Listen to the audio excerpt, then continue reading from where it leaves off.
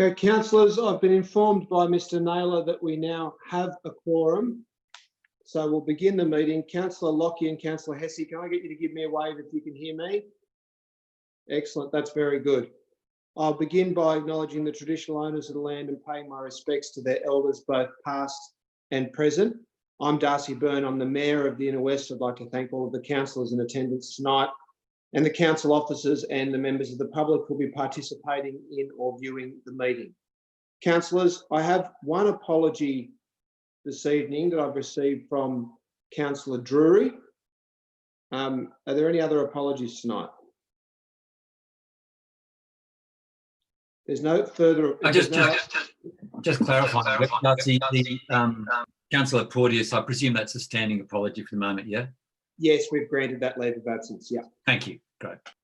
So Councillor Hesse will move the acceptance of the apology from Councillor Drury, seconded by myself. All those in favour? Yep. Against? I assume that's carried unanimously. Is there any councillor against that? No? Very good. We'll move on to the notice of webcasting. For the benefit of all of the participants in the public forum, these proceedings are broadcast, obviously, and then recorded on YouTube for posterity. So we'd like to just let you know at the beginning of the meeting that there are legal ramifications to remarks that are made in the public domain. Disclosures of interest, councillors. Are there any disclosures tonight? Mr Mayor. Yes, Councillor Passis. Is there any update on Councillor Porteous, how she's doing? Sorry, Councillor Passis, we're past apologies and that's out of order, so I'll keep going with the rest of the meeting. The disclosures of interest, councillors, are there any disclosures? No disclosures. Okay, very good. I'll ask everyone to please join me in a moment of quiet contemplation.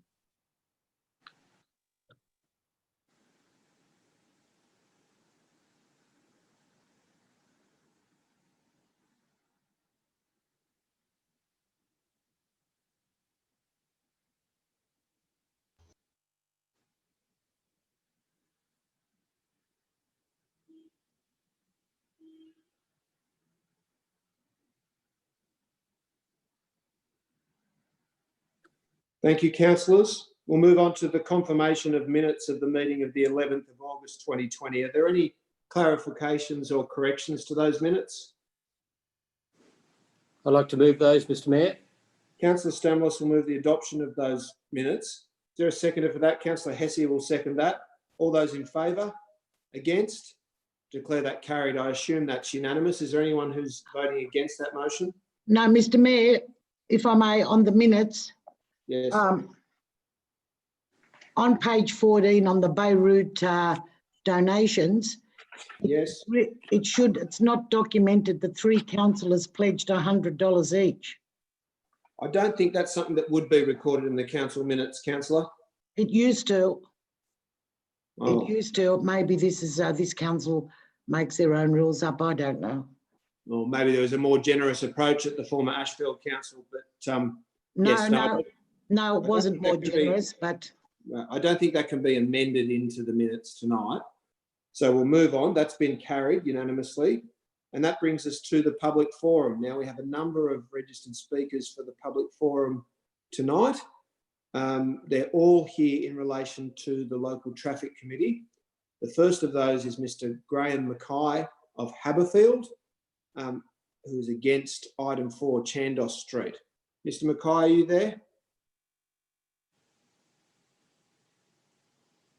Yes, I am. Over to you. We've got 3 minutes per speaker, and we've been very disciplined since we went into virtual and remote meeting mode, and everybody's been sticking to time, so please do so as well. Thank you. Councillors, I was made aware of the proposed semi-closure of Chandos Street on 23 July by a neighbour. I knew nothing about it or any mail out.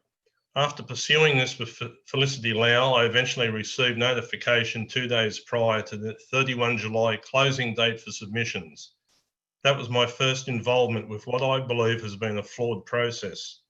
On 27 July, I emailed Council and requested traffic count information for Chandos, Bland and Alt Streets and Walker Avenue used to support this proposal, and a copy of the council investigation report into the matter. I was told this would require lodgement of a GIPA, which I found ridiculous that I'd have to go to that length to obtain information regarding the traffic counts, and that further detracts from this process. I was part of a letterbox drop in the area bounded by Dalhousie, Ramsey, Walker and Parramatta roads. It was clear from conversations that some residents within that area were completely unaware of the proposal, which is contrary to the council's belief and further adds to this flawed process. Whilst the proposal may benefit Chandos Street residents, it places added traffic pressure on all surrounding streets. Closing Chandos Street, the left-hand turns from Parramatta Road, is a band-aid solution to an area-wide issue in Haberfield and plays into the hands of Transport for New South Wales plan to limit access from to and from Dalhousie Street, and their mind-blowingly insane proposal for a Parramatta Road U-turn bay. This issue was determined at the local traffic committee meeting on the 3rd of August. Residents were not allowed to appear at that meeting due to COVID restrictions. At the LTC, the convener placed a casting vote to which he was not entitled under paragraph 5.3.6 of the Guide to Delegation to Councils for the Regulation of Traffic, a fact which should void this vote completely. The LTC agenda stated that the mail out was sent to 167 properties. 73% of the 64 respondents opposed the proposal. Following the wider letterbox drop by residents, 324 responses resulted in an 87% opposition to this proposal. In addition, the proposal does not have the support of New South Wales Police Burwood PAC. I call on the councillors to vote against this flawed proposal and work towards a whole of suburb approach to the problems foisted upon us by WestConnect's project and await the release of the local network improvements plan. Thank you.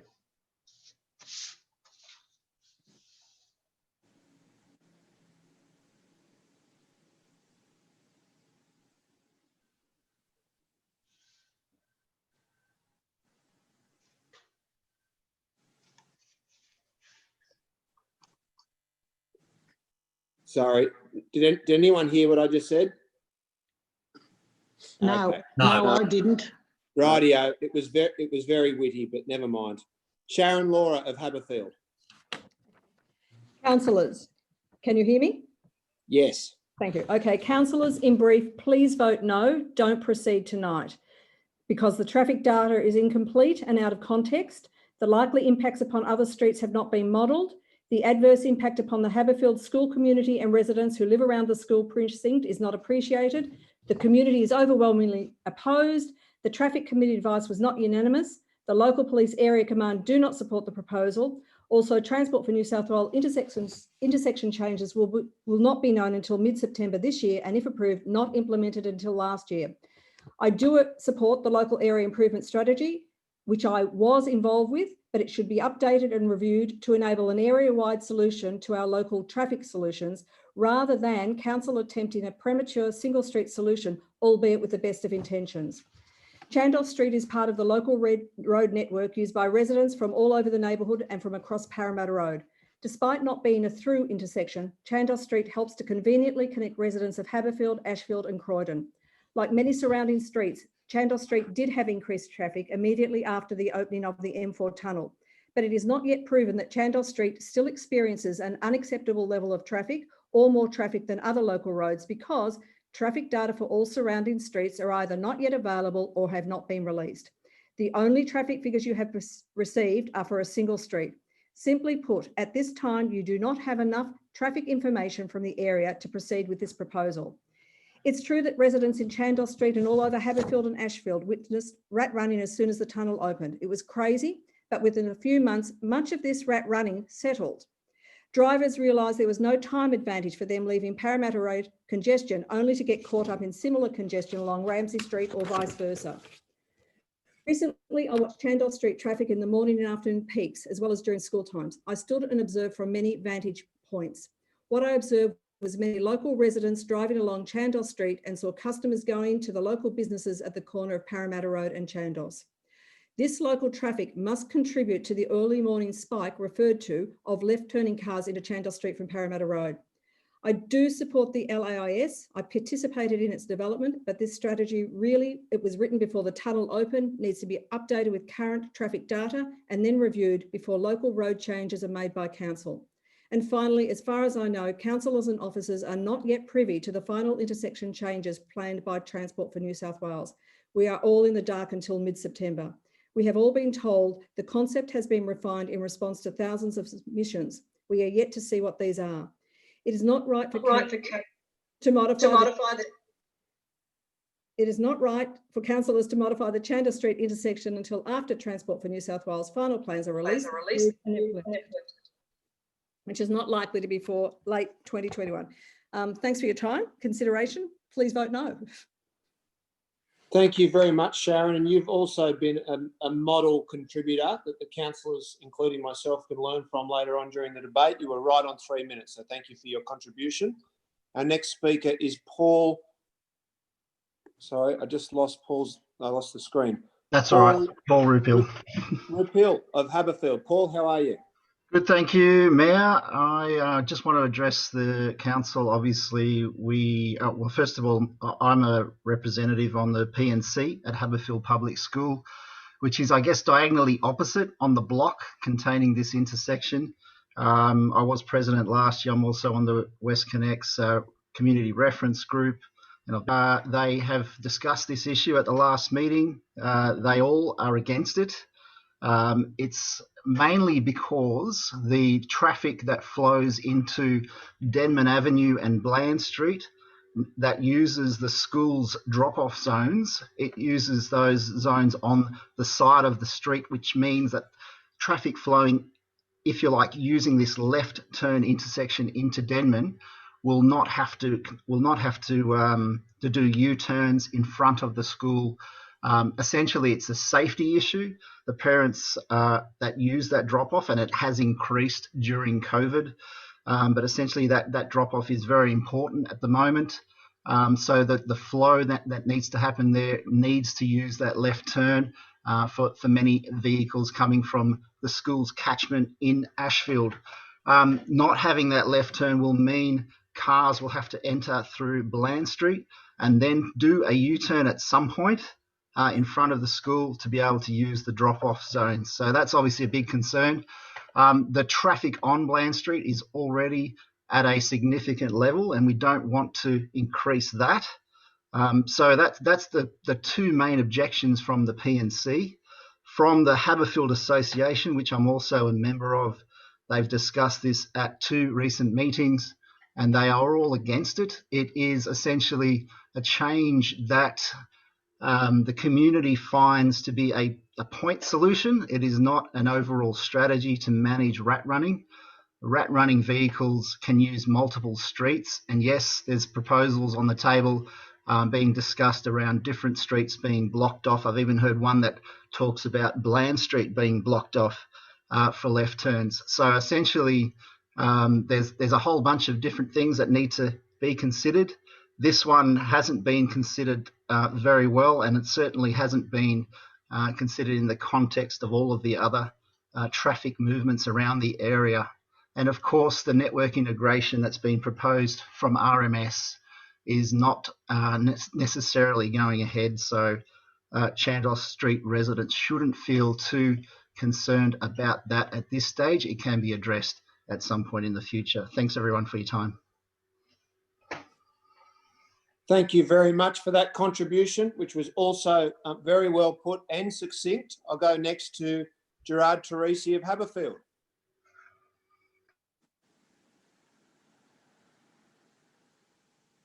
Gerard, you there? Have you got me now? Yes, I can. Okay. I can hear you now. Excellent, thank you. Thank you. Councillors, I'm a resident of Chandos Street, and we are seeking your support to the partial closure of Chandos Street to prevent a left-hand turn from Parramatta Road. I sent last night a letter that I had previously sent to all councillors, and I'll be speaking to some of those images, so I hope that you have a copy before you. There are 2 main objections against the closure that I want to specifically address. One relates to the public school, and it's important to note that the drop-off and pickups are done to Bland and Denman Avenue. They are colour-coded entrances based on the children's school years. There is no access to the school off Chandos Street. Therefore, Chandos Street is not a key access point to the school. The second relates to the vehicle access to the businesses on the corner of Chandos Street and Parramatta Road. If you refer to photos 6 and 7 of my report of my letter, which is on page 5, you will see that the location I had proposed or suggested clearly shows that the ability to close the road occurs between the two driveways opposite the childcare centre, and therefore those businesses would not be impacted from an access point of view from Parramatta Road.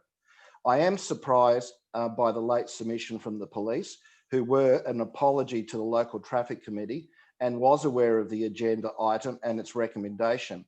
Their comment that the proposal does not address congestion or rat running fails to acknowledge that Council's traffic report that went before the traffic committee looked at pre and post traffic counts from West Connects. This was a public document and is available. The report acknowledges a 300% increase in traffic and that Chandos Street has become a rat run. The Council's office's report states, and I quote, "Traffic is noted to currently detour via Chandos Street when congestion builds up on approach to the M4 East Parramatta Road eastbound lane merge." Chandos Street is different to the other streets located off Parramatta Road. Chandos Street is at the point where the 3 lanes on Parramatta Road merge into 2. Please refer to the photos 1 and 2 of my letter, which illustrates this point. Separately, it is also my submission that the closure of Chandos Street the closure of Chandos Street to left turn off Parramatta Road, as like Rogers Avenue, will support the movement of cars into Dalhousie Street when the U-turn proposal by West Connect occurs. Councillors, I've been involved in the planning industry now for some 34 years, and West Connects will not be concerned about our local streets, and my fear, based on previous history, is that they will do whatever they want. Council, you supported the closure of Chandos Street at a council meeting in August 2019, which I presented. It's again was supported in June. We seek that you endorse the actual enclosure as per the officer's recommendation. Councillors, please do not get clouded by other groups who are against this proposal. This is a residential amenity issue that affects residents who live in the street and surrounding. And we ask that the council support the closure of Chandos Street. Thank you, councillors. Thank you very much, Gerard, for your contribution.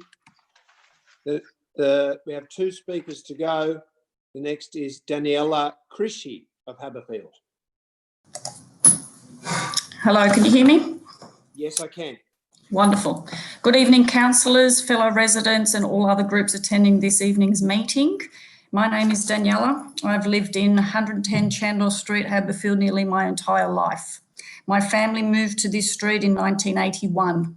I remember being able to ride my bike on this quiet residential street and feeling safe. Granted, times have changed, population has increased and more cars are on our roads. At the moment, at any given day or time, I will be checking multiple times before reversing my vehicle out of my driveway due to the sheer quantity of vehicles coming off Parramatta Road. I apologise in advance for I am not technical.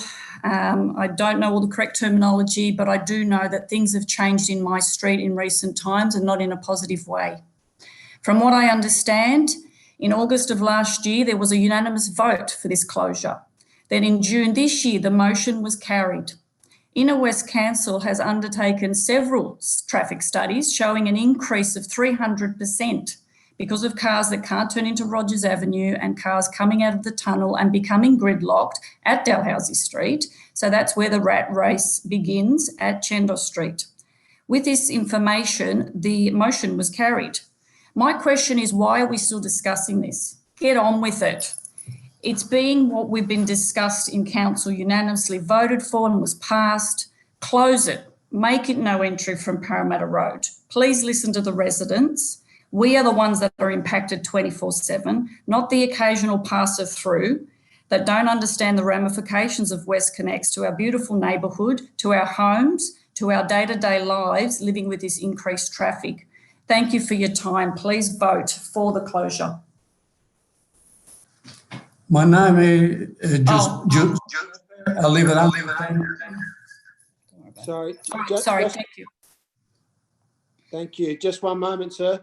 I have one last registered speaker, and that is Margaret Criniti of Haberfield. Margaret, are you there?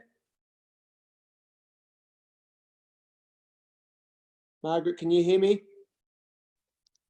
Yes, I am. Is it okay if my husband speaks on my behalf? I'm not feeling too well with my throat. No problem. Just if your husband could let us know his name. Frank, it's Frank. Please proceed, Frank. Thank you, Council, for giving us the opportunity to talk. Look, we've been living here for many, many years. Since this issue came about, we've been talking to Council that because of the WestConnex traffic, we're copping it all in Chandos Street from Parramatta Road. Now, it's interesting. The president of the PNF at the Haberfield Public School, who lives in Croydon, has got an opinion on it. His fellow executive there of the PNF, which is not a legal entity, by the way, because the actual school executive have not said anything. The teachers, the principal, they've said nothing. So those actual people who don't live in Croydon, who live in Croydon, have been coming into Haberfield to get their children educated here and then using our street. They block it, they add to the rat running, they add to the protection, and they don't care. And Sharon is there saying that she will get her own numbers. Yes, she was counting the traffic that were coming from Chandos Street. Can I just suggest Can I just suggest that the speaker address the issue rather than neighbours? I don't think it's helpful. Yeah, thank you very much for that, Councillor Hesse. Yes, I'll just ask Frank to address the motion at hand, the recommendation. Sure. And the numbers that were done were from Chandos Street to Parramatta Road, not the other way. How dishonest is that? We're the people, the residents, that are copping the increase. And now they're talking about doing a U-turn bay in front of Yasma, which is about 200 or 300 metres away from Bland Street, by the way, and to make all the traffic come into Chandos Street. This is preposterous. This is really, really, really upsetting to believe that activists who have got nothing to do with the area have already made this an issue. Is this really political, or is it really about the residents? Come on, councillors, you voted for it unanimously back in August 2019. You did this, you asked for research to come through. Now the council officers did the due diligence. They are telling you that it's increased 300%. And now here we are potentially losing this because of activists that don't live here. They don't have to bear this. So it's interesting that we're at this junction. So councillors, please don't listen to that extra noise. Mr. Teresi there, who's been doing this for a long, long, long time, has told you what the ramifications are. Please listen to what he has to say. I implore you to vote yes immediately. Follow through, get it done, and also give the same opportunity to Bland Street, to Alt Street, and to also Walker Street, because you, councillors, are responsible for the local residents and the local roads, not WestConnex. This is a divide and conquer. They put a plan out, the community can agree, and they'll do it. We've got WestConnex now, and they did knock down the homes in Haberfield. So don't be fooled. Vote yes. Okay, thank you very much for that, sir. Our last registered speaker is for a different item, item 5 within the item 5 on the agenda, not within the traffic committee, although it is a traffic item, and that is Jeff Corbett of Tempe. Jeff, are you there?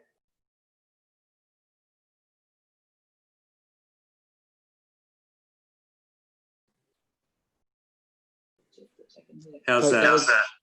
Yes, I can hear you now.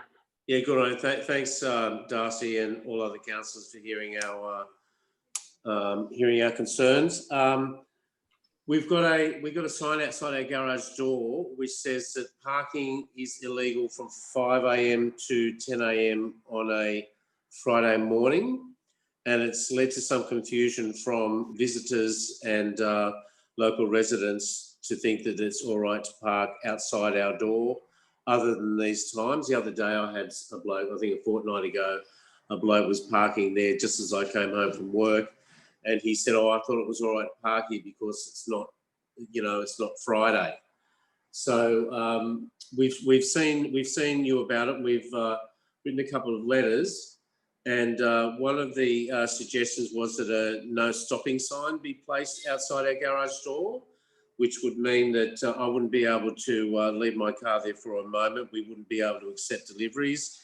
Visitors to our property wouldn't be able to park outside my garage door, and even I wouldn't be able to leave my car there if I was sweeping my garage out. So a no stopping sign is not satisfactory at all. We could be fined and I'd lose some traffic points. I really want to stop the confusion because people are parking me into my garage or out of my garage. I've had to park on the street when I've come home from work some days because cars have been in the way. One day I scraped a car as I was manoeuvring in, and I had to pay for the repairs to his car. The guy said, oh, I was only going to be a minute. Why didn't you call out? Other occasions I've had to go and knock on all the neighbours' doors, asking them who belongs to certain cars so that I can get my car out. I've been late for work. I've had to catch buses to work. I've missed medical appointments because cars have parked me in. A no parking sign in the current position will affect us only, but at least no one will be parking outside our door.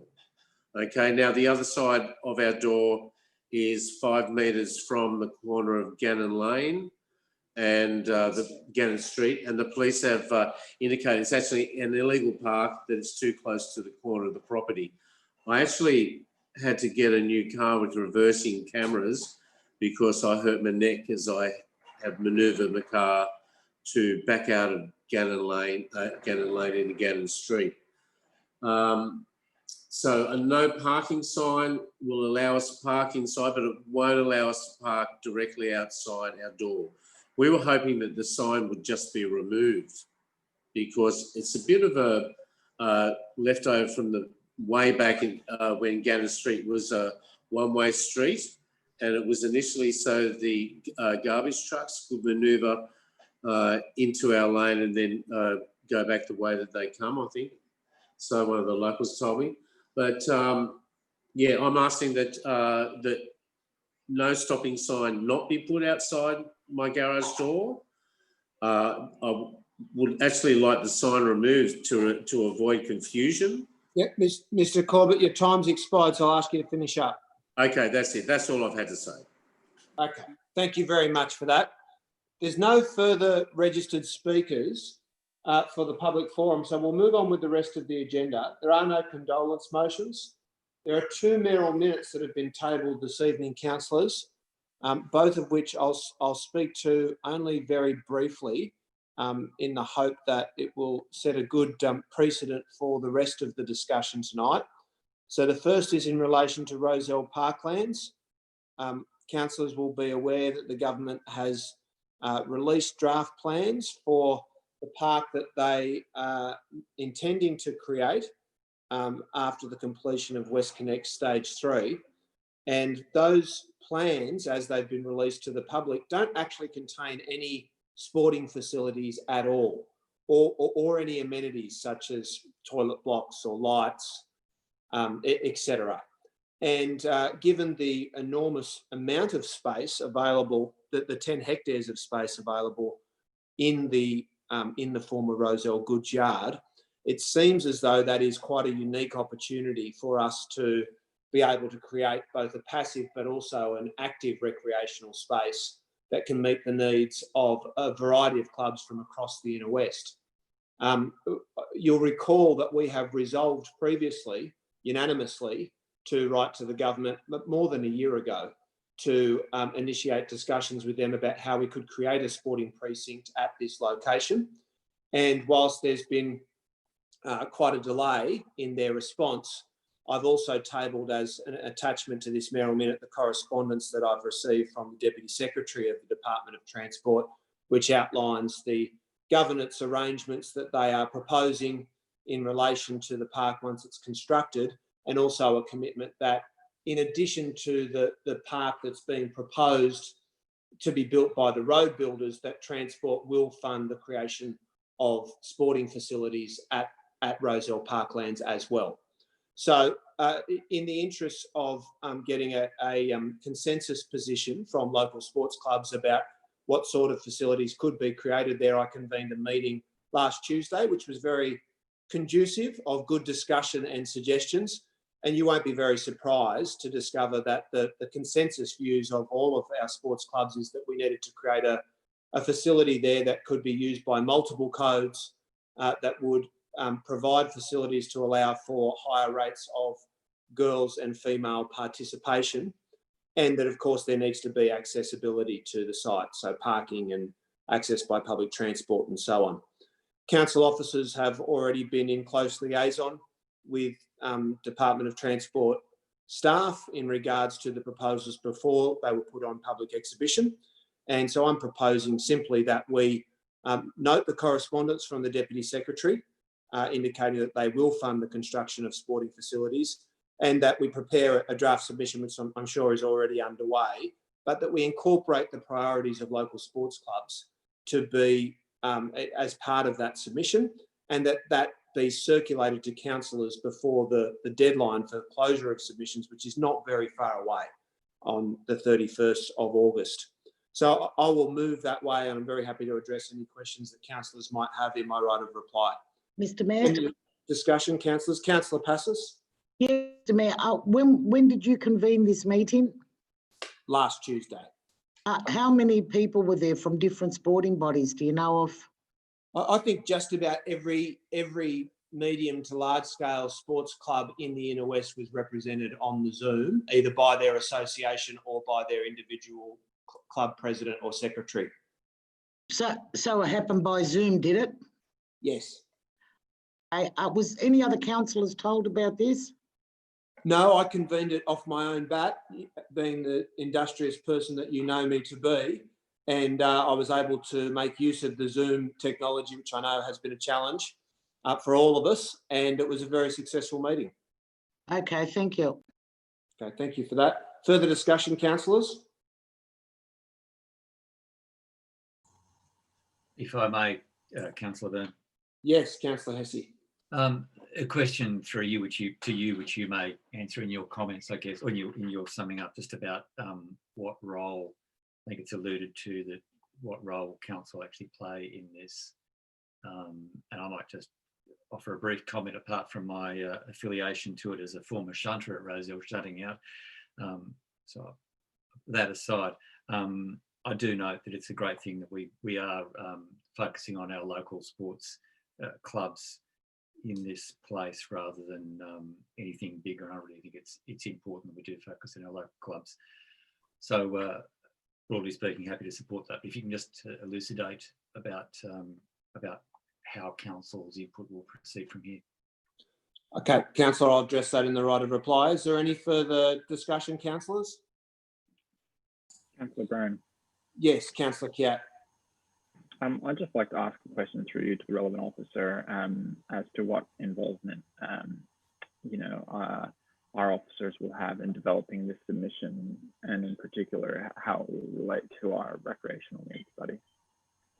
I'll put that question to the officers.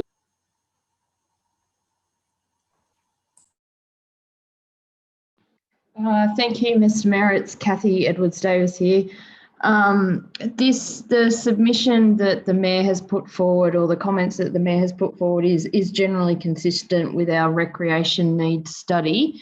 To date, council staff have had several meetings with Transport for New South Wales to talk about the plans, and we understand that Transport intends to set up a working party to discuss the concept designs for the Parklands. And the intention is that council staff will be represented at that, as well as representatives from the clubs and representatives from the community. Does that address your question, Councillor Kiat? Yeah, it does. Thank you, Kathy. If I could just ask one further question, Councillor Byrne. Yeah. To the relevant officer. I know that there's been a long-standing consideration in relation to cycleways through the Rozelle Parklands. I would just like to know whether anything that we're addressing tonight will have implications for intersecting plans in relation to cycleways. I'll put that question to the officers.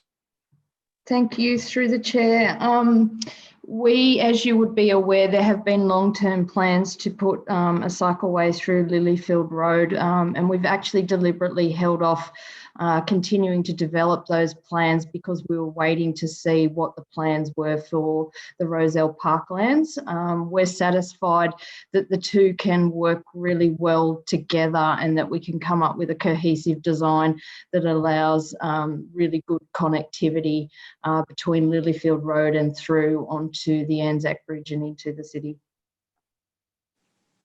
Thank you, Kathy. Look, I'll just very briefly say thank you to the Mayor and to the officers for the information on this issue. I look forward to seeing the draft submission. Yes, and I understand from what Kathy's just said that it will incorporate analysis and advice from the staff with reference to our existing plans and studies. And I would just ask, as we move forward with this, I know that there has been some anxiety amongst the various cycling groups about the impact that this could have. So if we could just keep them in the loop and let them know that we think that this is not going to adversely impact our cycling plan, I think that would help allay some fears around this. Thanks. Thank you very much, Councillor, and thank you to Kathy. Any further discussion, councillors? Mr. Mayor? Yes, Councillor Stamoulis. Mr. Mayor, just two quick questions if I could. Did the issue of the sporting shed, which is one of Council's key policies, as we know from Leichhardt, for that area, did that issue come up during the night? And also, did we get the feeling that there was broad consensus that there could be multi-use of the new facility, that is to allow for cricket, football, little athletics? Was there a general feeling that that could be achieved on that site? Thank you. Thanks very much for that, Councillor Stamoulis. When you say shed, you mean the indoor sports facility that we've been advocating for some time? That's correct, yes. Yeah. There wasn't much discussion of that in particular. And the reason for that is that the contextual remarks that I made to initiate the meeting were that the road builders are determined to build the bare minimum of what they're required to under their contract, which is a grass surface with some good pathways. And I'm not speaking against the draft designs that are out on exhibition, but there's none of the additional amenities or facilities that would be required to make it into a real precinct. And the reason for that is they don't want to spend any more money. So Transport for New South Wales have come to the table with a commitment to additional funding, which is unspecified in that letter, and they're proposing that the council be have care, control, and management of the site subsequently. So we've got to be very careful here that we don't end up with a huge liability to build a park that the government's promised but hasn't funded. So the clubs were all aware of that challenge, and so no one proposed that we put forward a more grandiose plan for an indoor sports facility. But common sense would tell you, and it was certainly the consensus view during the meeting, that with 10 hectares to work with, you can create a world-class passive recreation and active recreation precinct that is integrated, that is used by the whole community all of the time, and that we can't let the government off the hook and allow them to underinvest in creating the park. So we've got an opportunity now to make sure that what comes out of it is something that the government can be proud of and which the community will benefit from for a long time to come. Does that answer your question, Councillor Stamoulis? Yes, thank you, Mr. Mayor. Thank you, Councillor. Is there any further discussion, councillors? If not, I'll just go very briefly to address Councillor Hesse and Councillor Kiat's remarks. I think, Councillor Hesse, I'll just get you to remind me of the specific question that you posed. It was about essentially what seat does council have at the table in these discussions? Yeah, okay, thank you for that. I think that's something that we do need to address. perhaps in the submission that's drafted by the council officers. There's the broad outline in the correspondence from Transport for New South Wales of how that might work, and it seems like a sensible solution, but there's financial implications for that. So I assume the council officers will be addressing that in the draft submission which they prepare and circulate. And Councillor Kiat, just in relation to your perfectly legitimate concern to ensure that we actually do get the cycleway that we've all been working towards for a long time now through this facility. I definitely think that can be achieved. The draft plans that are on exhibition go some way towards achieving that. And you're right, this is the chance for us to get a proper solution to connecting the Greenway and Iron Cove to the CBD, and we have to make sure that we get that right. So with there being no further discussion, I'll now move that motion. All those in favour, please raise your hands and keep them raised. So in support, I have councillors Iskander, Lockie, Hesse, McKenna, Macri, Passis, Stamoulis, De Cruz, York, Kiat, Rescind. Councillor Steer, I assume you're in support? Yes, that's correct. Thank you for that. That is carried unanimously. We'll move on to the second and last mayoral minute, councillors, which I won't speak to at all. It's self-explanatory, just seeking to identify projects that might qualify for the New South Wales government's recently announced infrastructure program for local councils. So I'm happy to address any questions that people might have in a right of reply. Is there any discussion? Yes, Councillor Byrne, may I ask a question? Of course. Yeah, look, thank you for bringing this motion. I think we all saw that announcement and wondered exactly what you've asked for here, which is how it could apply. Can I please ask that when the report comes back, that it addresses the comment from Treasurer Perrottet that was mentioned in the media release, where it talked about how the funding was designed for local councils that focus on fast-tracking development assessments and how that impacts what we'd be eligible for.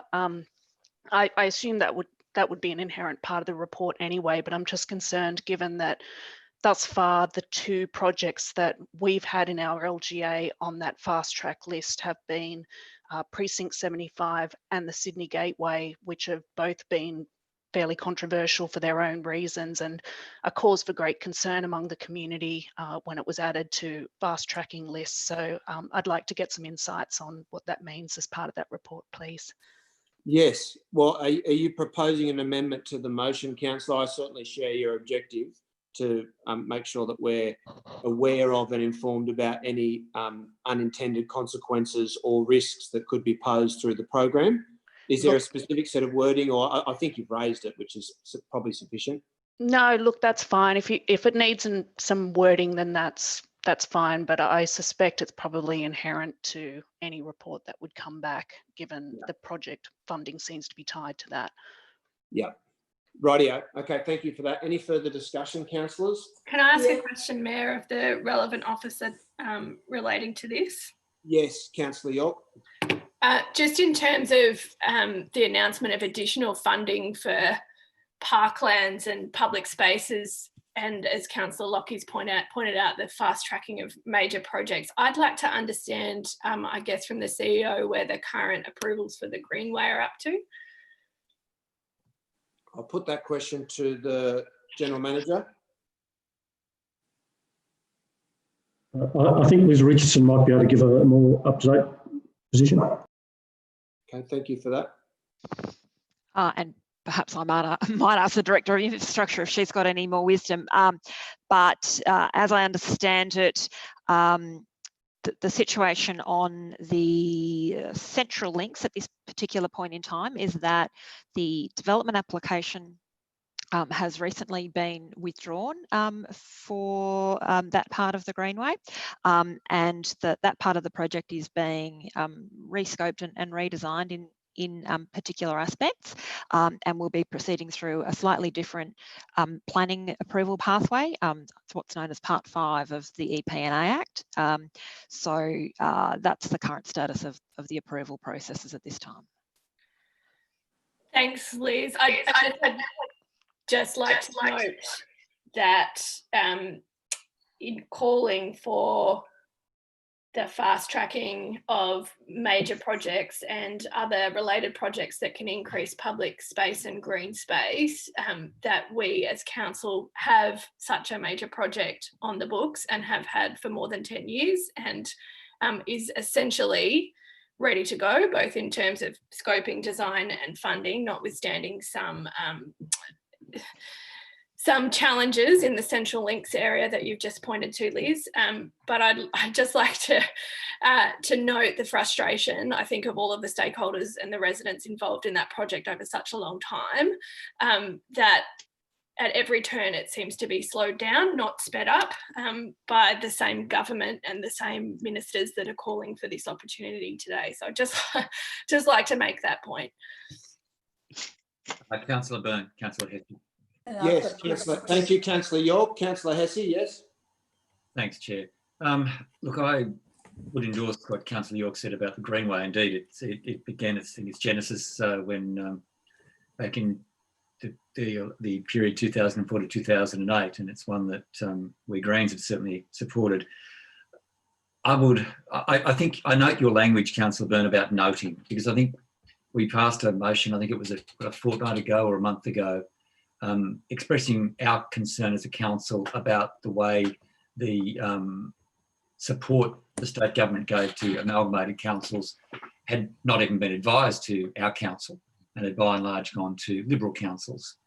And I'm concerned once again that this is where the money will end up. We don't have a lot of transparency from this state government. If they're really concerned, as they should be, as all governments should be, and I know we are here in West Council about the effects of COVID-19 in our economy, and parts of our area have been very badly affected, particularly around Newtown, that the government would simply spend the money, no strings, obviously, other than it's about infrastructure and we've got good infrastructure to spend it on. But I'm concerned that this process is once again a subjective process by a government which is not transparent. And so I just want to put on the record for anyone listening that I'm deeply concerned about the processes of this state government, and I'm not happy with their caveats because I think they're impenetrable caveats. Thank you. Can I speak too? Thank you, Councillor Hesse. I've got Councillor Passis, then Councillor De Cruz. Yes, look, I'll be supporting this, and the comments made tonight about the government turning everything political, and we do. Labor initiated WestConnex and the Liberals followed it through. So please remember before you speak, we're looking a gift horse in the mouth, and all we're looking at is what we can say, what they're doing wrong. Just thankful. As I said, Labor initiated WestConnex, Liberals followed it through. Okay, thank you for that. Councillor De Cruz. Yes, it's a question about the shared spaces grants. Did we put in any applications for that grant program? I'll put that question to the officers.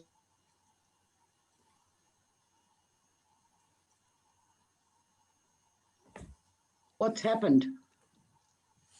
Mr. Mayor? Sorry, I was on mute. I'll put that question to the officers.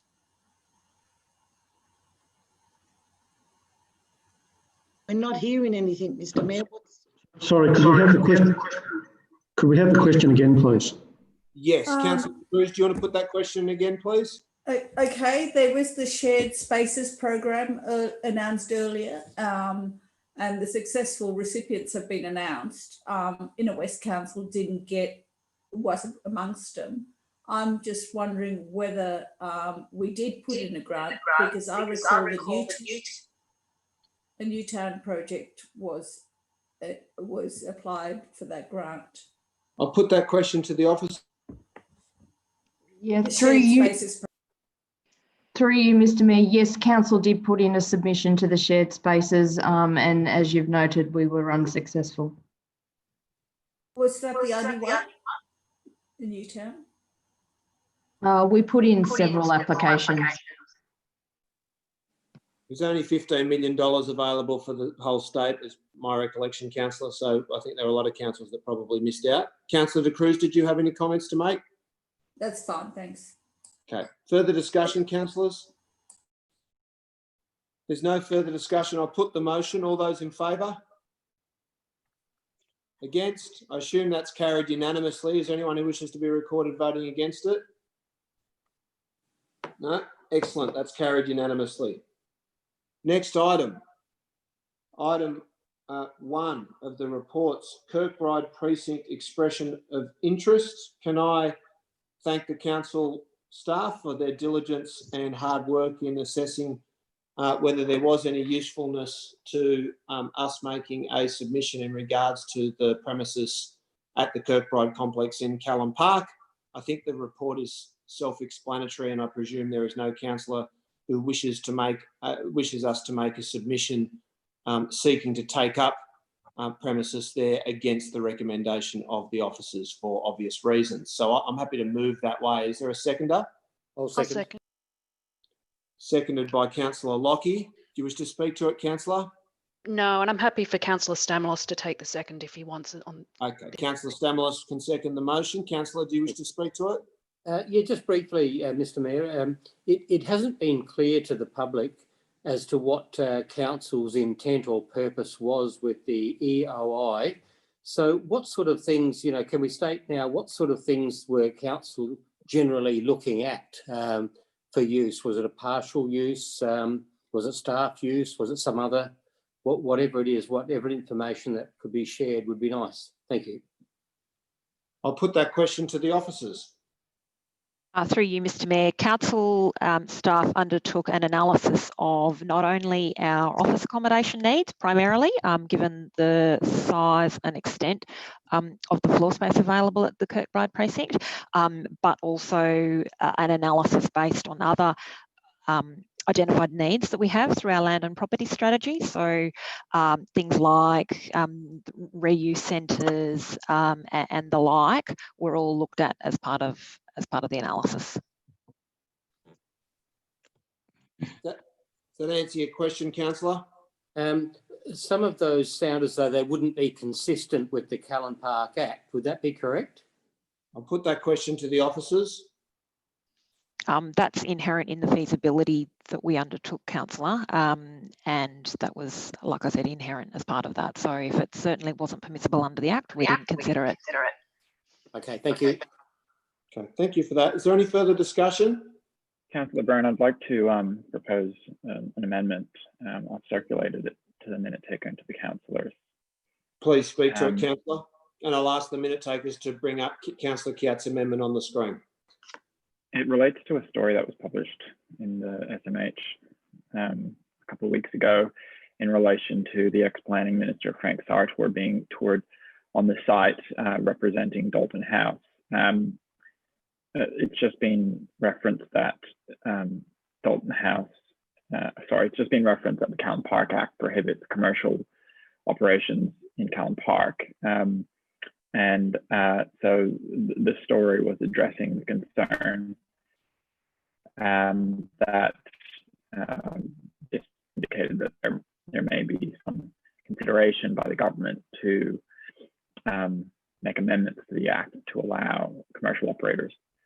I think that generally I wouldn't be concerned about this kind of thing, but the fact that there is an ex-planning minister there on the site, to me, I think we should have a heightened level of suspicion around that, because I guess it just indicates that there may be some serious consideration from the company that he represents that they can operate there. So I'd like us to write to the relevant minister, just expressing our concern around that and asking the minister to rule out any changes to the Act to allow such operations. I guess the other aspect there is if there are not many EOIs and they're not of high quality, I don't want to see the government turn around and say, well, let's go to commercial operators.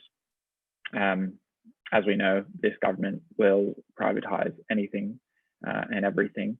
You can't nail it down hard enough, they will sell it off. So I think we really need to be clear with the Minister about our concern. I concur, Councillor Cat, and I'm very happy to incorporate that into the primary motion. So that will become that will be incorporated into the primary motion. Councillor Stamos, I'm sure, has no dispute with that. Is there any further discussion, councillors? Yes, Mr. Mayor, I was going to vote for that, but now with this amendment, I won't. Yes. That this government will sell off anything that's not nailed down. Aren't we in the process of selling off our town halls and nation buildings? So, councillors, really, let's just stop and think tonight on two issues: bag the government. Why shouldn't commercial, with COVID and how everybody is bleeding financially, if there's no destruction to Callan Park and a commercial entity wanted to go in with something for our residents, and council might be the recipients of the whatever they go in and pay for. This council has no vision, but we cast aspersions. 90% of public land, ratepayers' land, has been sold off by subsequent councils. So councillors really should be very careful of the comments they make.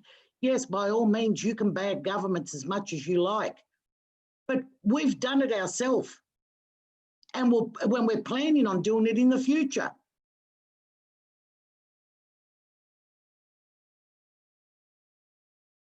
Thank you, councillor. Is there any further discussion? There's no further discussion. I'll put the motion. All those in favour, please raise your hands and keep them raised. In support, I have councillors Iskander, Lockie, Hesse, McKenna, Macri, Stamoulis, De Cruz, York, Kiat. Councillor Rescind, are you in favour? Yes, I am. Thank you. Councillor Steer, in support? Yes. Yes, I'm opposed. I'm opposed. That is carried with Councillor Passis against. Next item, Local Traffic Committee meeting, August 2020. Councillors. Councillor Byrne? It's Yes. Councillor Kenner. I'd like to move the adoption of the Traffic Committee minutes, please, with the exclusion of item 4 from the minutes. And can I just can I ask you, Councillor McKenna, to exclude item 5 as well, please? I don't. Hold on, we'll come to that. Councillor McKenna, do you wish to speak to the motion? Yes, please.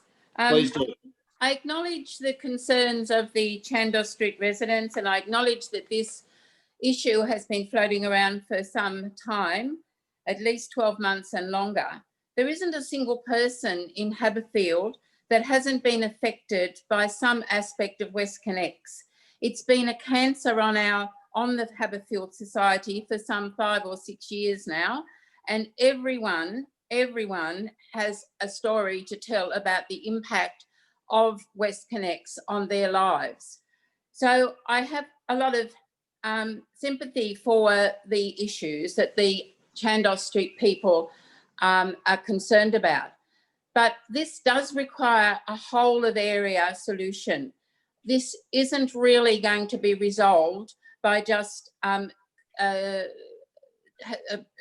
prohibiting the turn left into Chandos Street. That will just create other problems for other streets. We really do need to look at a way of making sure that the rat running throughout Haberfield is addressed in a coordinated way, that it supports all of the residents, not just one street.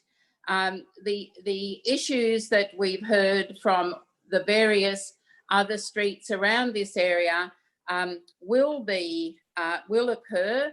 We also have the fact that the Transport for New South Wales proposed changes. We're not even going to hear the the submissions report until September. It's going to be well into next year before they come up with a permanent solution or what they consider a solution. We also are waiting on in the conditions of consent of the West M4, the requirement that a study be done into the impact on the local streets 12 months on. As I understand, that's just starting. So we have a lot of things happening around this area, and we need to wait and make sure that this is totally coordinated for everybody in the local area. Thank you. I believe Councillor De Cruz has some amendments as well. Okay, well, I might go directly to Councillor De Cruz then. Okay, thank you for that. I'm happy to second. May I speak after Councillor De Cruz? Yes, Councillor De Cruz has the floor. So I'm happy to second the overall motion, and I've just sent some amendments through to Catherine. I'd like to thank the speakers who came in and all the residents who have written to us over the last few weeks. I share Councillor McKenna's concern about spot changes, and do think that we need to do a full study of the area. And even the speakers who came tonight were suggesting amendments to the proposal. So I think we do need to look more closely at the safety concerns of residents in Chandos Street and elsewhere, and come up with a suitable proposal to address all the issues, including access of the businesses which are at the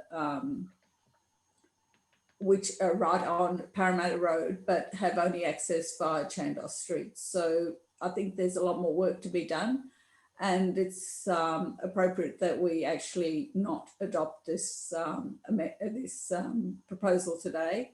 Even the police have said there's no real way of enforcing that no left-hand turn. So I'm just proposing these amendments, which really basically note the safety concern of Chandos Street, note that we have a local improvement study that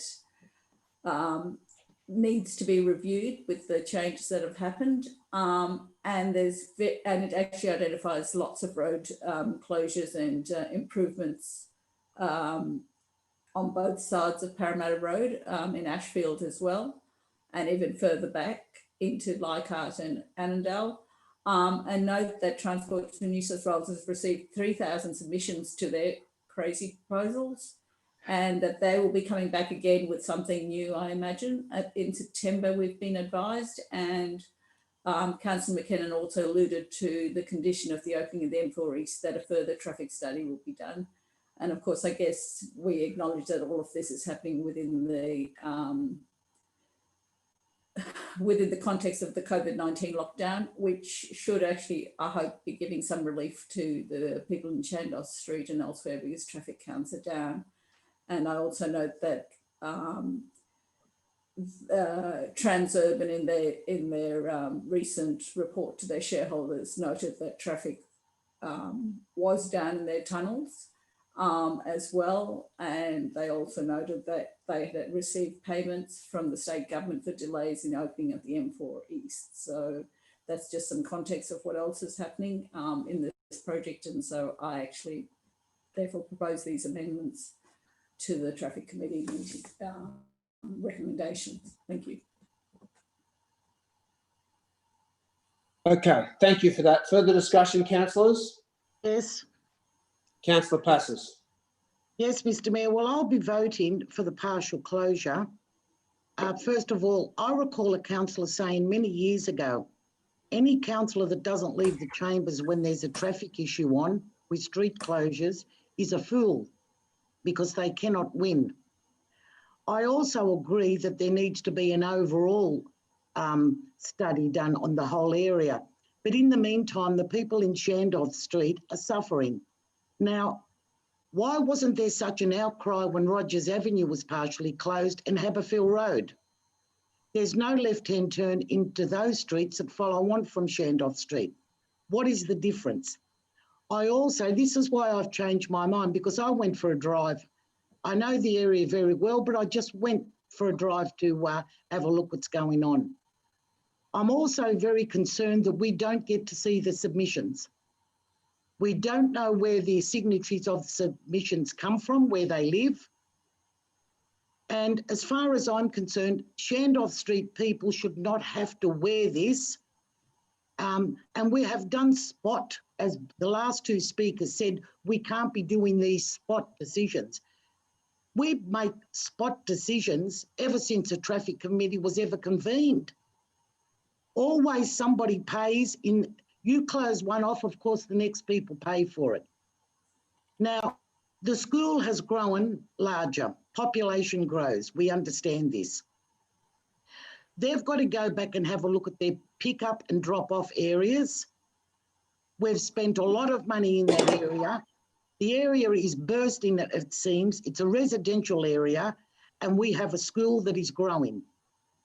Maybe they have to go back and have a look at where these people are coming from and can these children go to schools closer in their area and not to have to travel over there. We've spent money on overpasses. I cannot understand how councillors, I have changed my mind on this. As I said, I've always been against closures, but justify why Rogers Avenue and Haberfield Road is no left-hand turn and you won't do this for Chandos Street.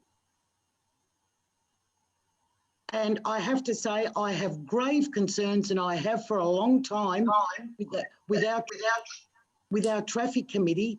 Our traffic committee, and I'm afraid to say, it's very, very political. And this Chandos Street issue is being used, as one speaker said previously, to try and show up how bad West Connex is. So, and I recall the people in Chandos Street were asking for this long before West Connex. So, let's do not play games here. Let's be sensible. Give these people in Chandos Street relief. And if it has to be, we're going to have this U-Butte overall study, which has never ever been done. It's always been ad hoc. Maybe we'll reopen it. And the same as Rogers Avenue and the same as Haberfield Road. Let's be sensible, let's be honest, and let's take politics out of the traffic committee. It's too important. Councillor, your time's expired. Thank you for that. Further discussion, councillors? Chair? Yes, Councillor Macri. Chair, there's two items I need to talk on. That's item 5, and people can see my comments are there as a chair of the traffic committee. I believe we should be extending the consultation period due to the fact COVID and note the traffic counts were taken during the height of the COVID period. The issues are there that are fairly important. The bus stop, which has to be removed or relocated, which buses are not happy with at all, and the local residents aren't. But more importantly, the two streets that were sort of left off, which was Edwin and Tramway Streets, which will receive traffic as well. Would like them included also in the actual traffic management plan. That's all I'll say on that. If I could move that as amendment. Also, I have some words, Councillor Macri, that you might want to use. Yeah, if you put them up, Colin, we'll talk about. I said them to you a while ago, but they basically pick up what you said. Yeah, no. Okay, we'll come to that.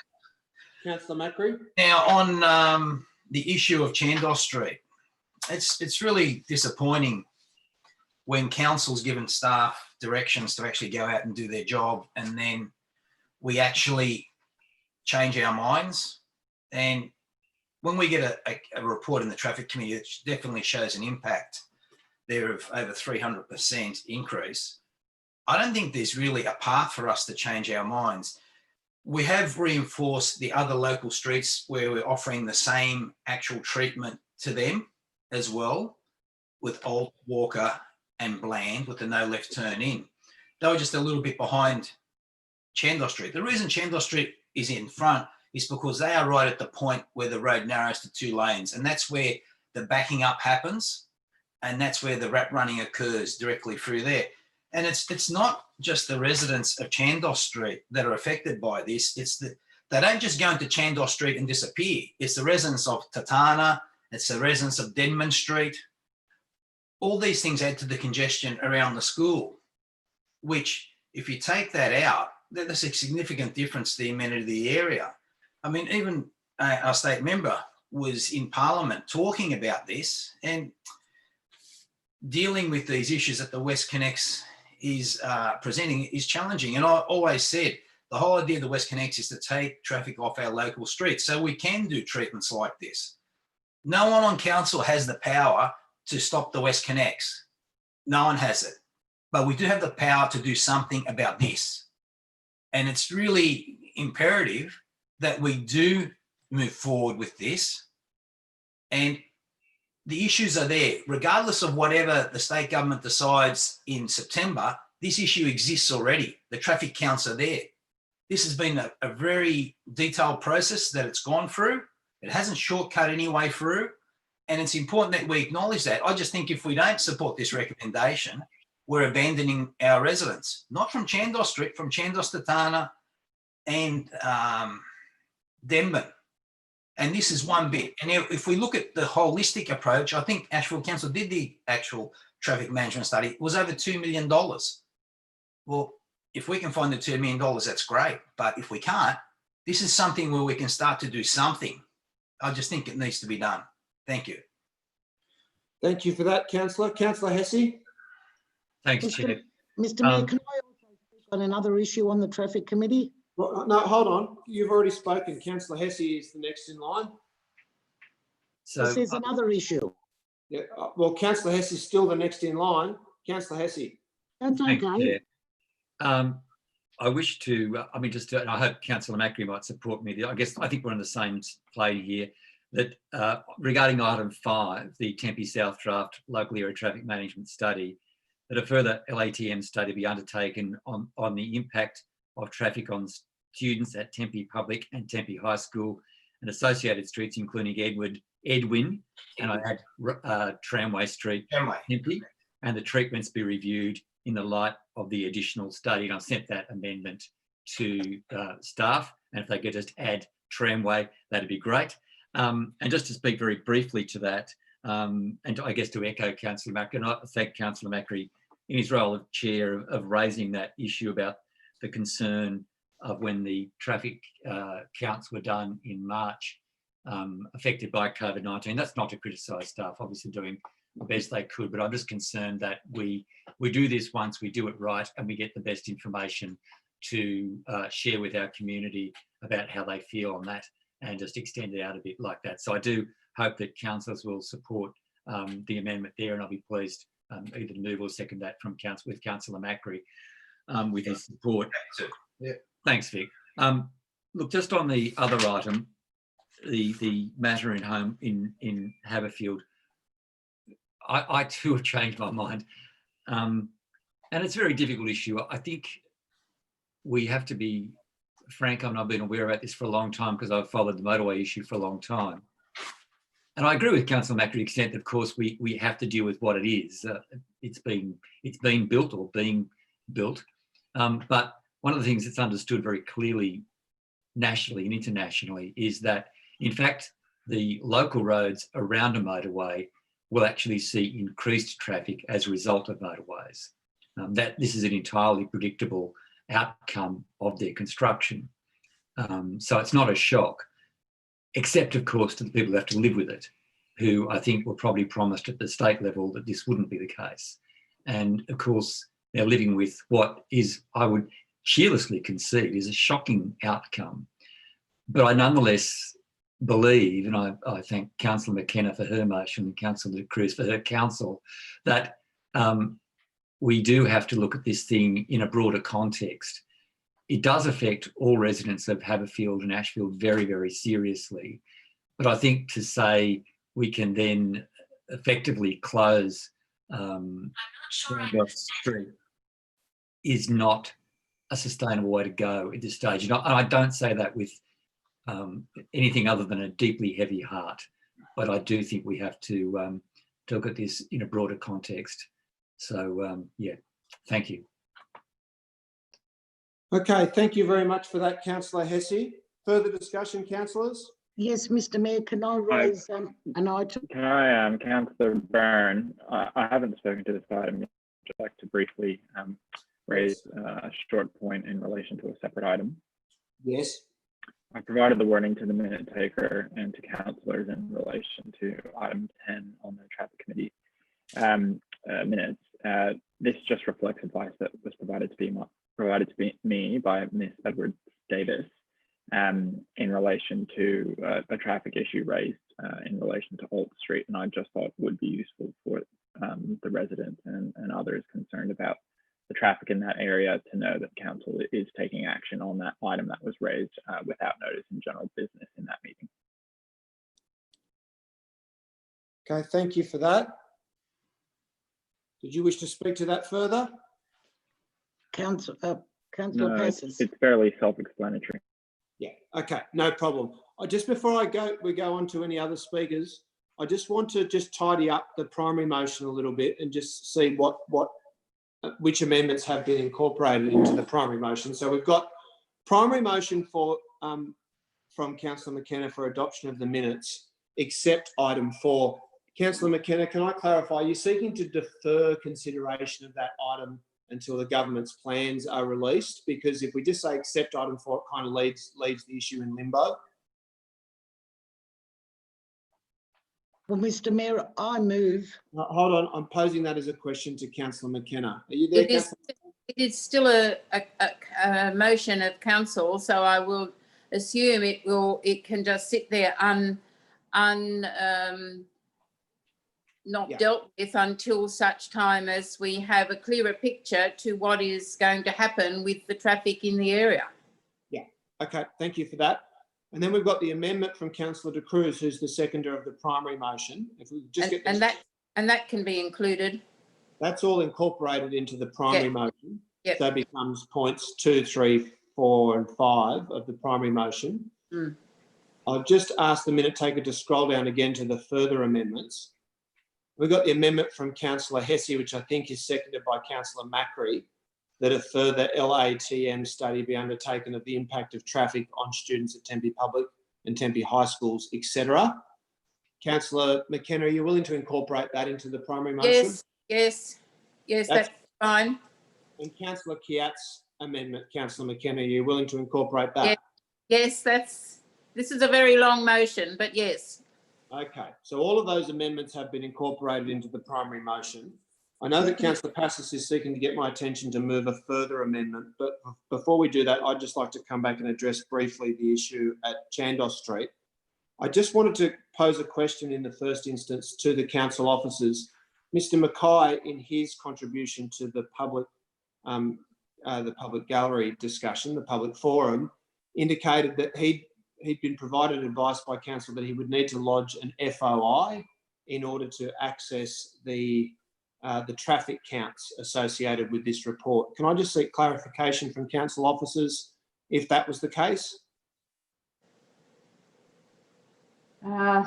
Thank you, Mr Mayor. I'm unclear about who may or may not have provided him with that advice, but you will note that those traffic count figures are available within the traffic committee agenda and within the council report. So they are publicly available and available to Mr Mackay.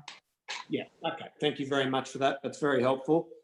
I also want to express sympathy and compassion for the residents in Chandos Street, because the simple fact of the report is that there's a 300% increase in traffic through their street as a consequence of WestConnex having opened. Now, by any measure, that is a very significant impact on not just their amenity, but their safety. And this is a problem that we all predicted a very long time ago when Councillor McKenna was the Mayor of Ashfield, I was the Mayor of Leichhardt, Councillor Iskander was the Mayor of Marrickville.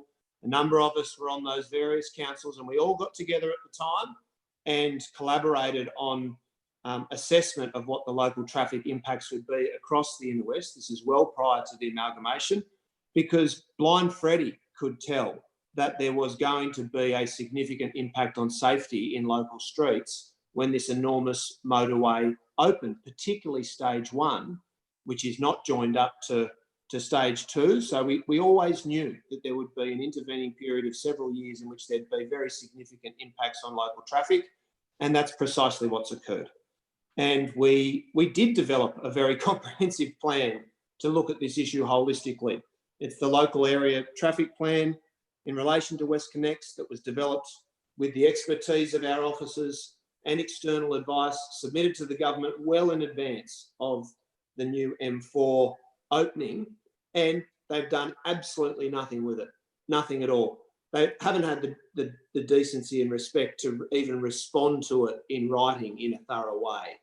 It's been very cursory, and that's the real solution to this issue, not just in Haberfield, but right across the inner west.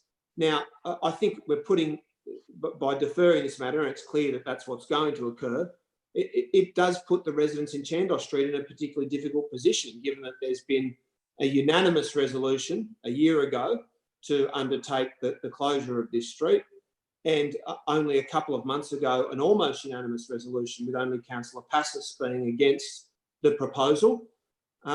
This goes to show you how devilishly difficult it can be to come up with local traffic solutions in the face of projects like WestConnex. It's almost a year to the day since Councillor Passis proposed at Council that we adopt the Donald Trump approach and build the wall around the inner west to deal with the traffic and parking verities that we have to encounter every day. And I sometimes think that Councillor Passis and the Donald might have been right in regards to local traffic issues here in our local community. So I want to make one final point in regards to Chandos Street. The $24 million that we should have been entitled to as part of the Stronger Communities program, if that funding for amalgamated councils had been distributed on a per capita basis to councils that were actually amalgamated rather than Hornsby, we would have received $24 million. The local area traffic plan only cost $28 million. So we could literally solve this problem tomorrow if we hadn't been cheated out of that money. So it gives us added incentive to continue to fight for the plan that we've submitted and to the funding that the government should have made available well before now. So, councillors, is there any further discussion before I go to Councillor Passis for her further amendment? Councillor Passis? Well, it's not its adoption of the recommendation, Mr Mayor, but I'd also like to speak on another issue on the Traffic Committee, and that is through you to the relevant officer. In general business, the All Street, there's some talk, and it was raised by some, excuse me, bicycle group on a pedestrian crossing in All Street. That was proposed years ago, and again, for political reasons, it was shelved, and now it's coming back again. It is a very busy street. The signage that was put in, the first was proposed one way and then it changed because of politics and certain councillors, and now the problem has come back to us again. Unless we take expert advice and take the politics out of the Traffic Committee, we are going to make these problems escalate, and we keep going back revisiting issues. Sorry, Councillor Passis, I'm afraid you can't speak twice to the motion. So your proposal... No, it's not the same motion. I'd move on Chandos Street that we adopt the recommendation. So Councillor Passis is moving a foreshadowed motion to adopt the recommendation of the council officers. Mr Mayor, we cannot, as you said, we cannot leave these residents in limbo. We cannot leave them in limbo. Okay, I'll call the meeting to order. I don't believe it is a foreshadowed motion if it's simply an amendment to that item. So Councillor Passis is moving an amendment, which is to adopt the officer's recommendation in regards to item 4. I'll second that, Chair. Seconded by Councillor Macri.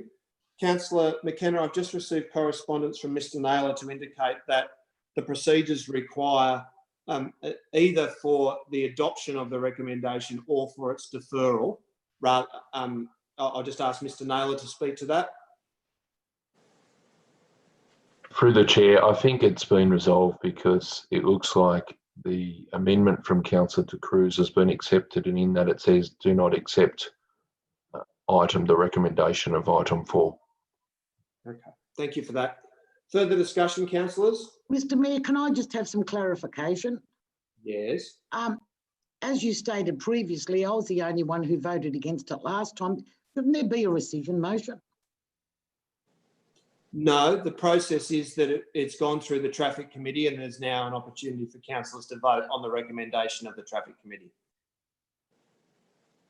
Oh, okay, I'll follow up on that. Thank you. Okay. I did actually vote against it last time too. Yes, it was a De Cruz Passus Unity ticket. So, councillors, if there's no further discussion, I'll put the... Can I have my right of reply? Yes, Councillor McKenna. Thank you. Thank you to all the councillors for their contribution. It's been a very busy traffic committee minutes night. Look, there are a few things that just need to be clarified. Rogers Avenue, no left turn, was closed by WestConnex themselves in the work they did. It was not a council decision. Haberfield Road is not a no left turn. It's a no left turn out of Haberfield Road onto Ramsay Street, and that's because of the proximity to the lights. It's got nothing to do with Parramatta Road. Yes, a former councillor lived there and that's why it was put in. Point of order. Councillor. Point of order. I'll call the meeting to order. I'll call the meeting to order. The third that I just would like to clarify is that one of the reasons that there is a lot of traffic in that area, especially at school times, is because the increase in numbers of children that come from Ashfields to Haberfield Public School. This is a recent decision of the state government to change the boundaries for Haberfield, and they go right into Ashfield now, right down to Ashfield Station. So the fact that a lot of children come across Parramatta Road, it's nothing to do with them. It's to do with the boundaries for the school drawing area. So we can't change that at the moment. That's another state government decision that's had an impact. So this issue really has a significant effect on people in not just Chandos, but Rogers, Tanana, Bland, Denman, all those streets. So we really do need to try and look for a solution that is going to help everyone. And I really thank all of those people, residents who've contacted us, both for and against this issue. And I'm sorry that we can't resolve it tonight, but solving for one group and making it worse for others is not really a solution. So I look forward to us being able to find a solution in the not too distant future. Thank you. Thank you very much for that. I'll now put the Passus Macri amendment to adopt the officer's recommendation for item 4. All those in favour, please raise your hands and keep them raised. I have councillors Macri, Passus. Councillor Stamoulis, you're a bit blurry there. Are you yay or nay? Councillor Stamoulis? Sorry, the mic was off. No, I'm not voting for that. No. So Councillor Stamoulis is against. Councillor, so I'm just looking for other councillors who are in support. Councillor Rescind.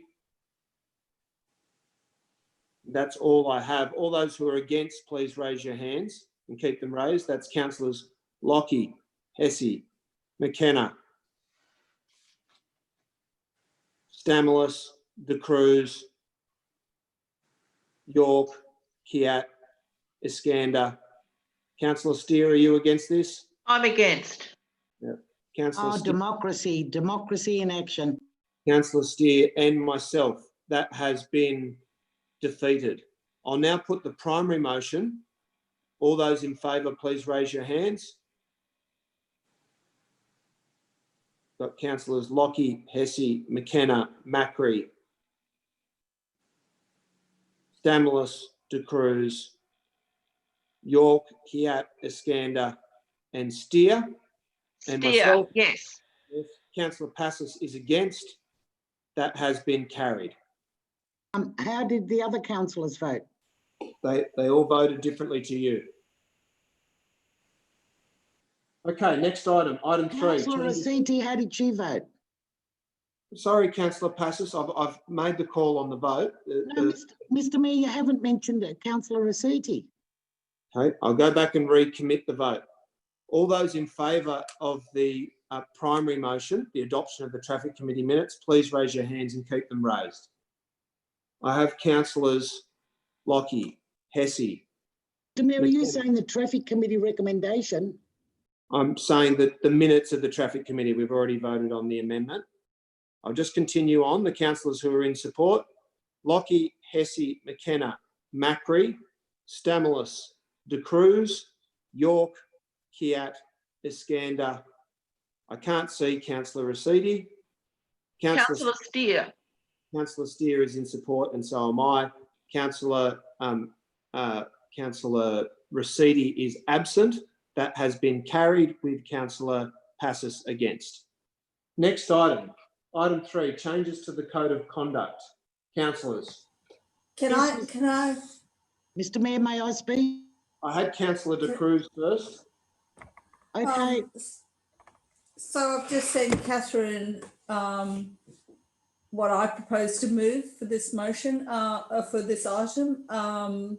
Basically, that we retain the $50 token gift limit. We retain the token cap on value of meals, refreshments that may be accepted by council officials in conjunction with performance of their official duties. And we retain that council appoint reviewers by resolution.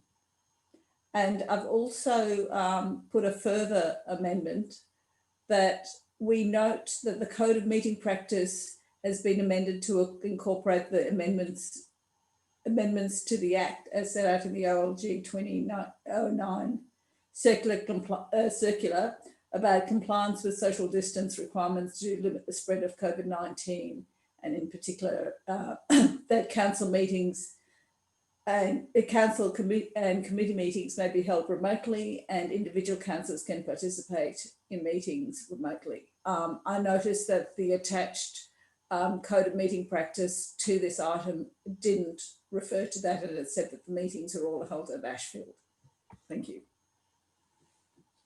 Okay, just before I table that, Councillor De Cruz, I'll just get advice from the council officers in regards to the adoption of measures that are contrary to the measures that you've proposed, and whether they are admissible given they are different to, but not necessarily in conflict with, the model code. I'll put that question to the Manager of Governance. Through the chair, with regards to point 1 of the motion, it is up to council to determine the gift limit. The Office of Local Government have raised in the model code to $100 based on feedback from councils, but it's up to the council to determine that gift limit. Point 2, the token cap on the value of meals that may be accepted. Might have to ask Councillor De Cruz for more information on that. And point 3 is up to councils to do that. I think the feedback from other councils was it made it difficult if panels of reviewers were unavailable for some reason. The Office of Local Government now made it allowable to appoint other reviewers without the need for a council resolution, but once again, that's up to council to do. The points about social distancing haven't been included, my understanding, from the Office of Local Government in producing these, as they have produced a separate circular on these matters and they haven't changed the model code of meeting practice. But we can do that, but if there is a change back to normal practice, that would mean we would have to bring the code of meeting practice back to council to take this wording out. Okay, thank you for that. So my interpretation of that, Councillor De Cruz, is that your motion is in order, but Mr. Naylor is just seeking clarification in regards to point 1B. You're seeking to keep the token cap lower than what is now allowable under the model code. Is that right? No. I understand that the current code has a token cap, which is the $50 token, meaning $50 is the token amount. Yeah. The proposal from in the new model code is not to have a cap at all.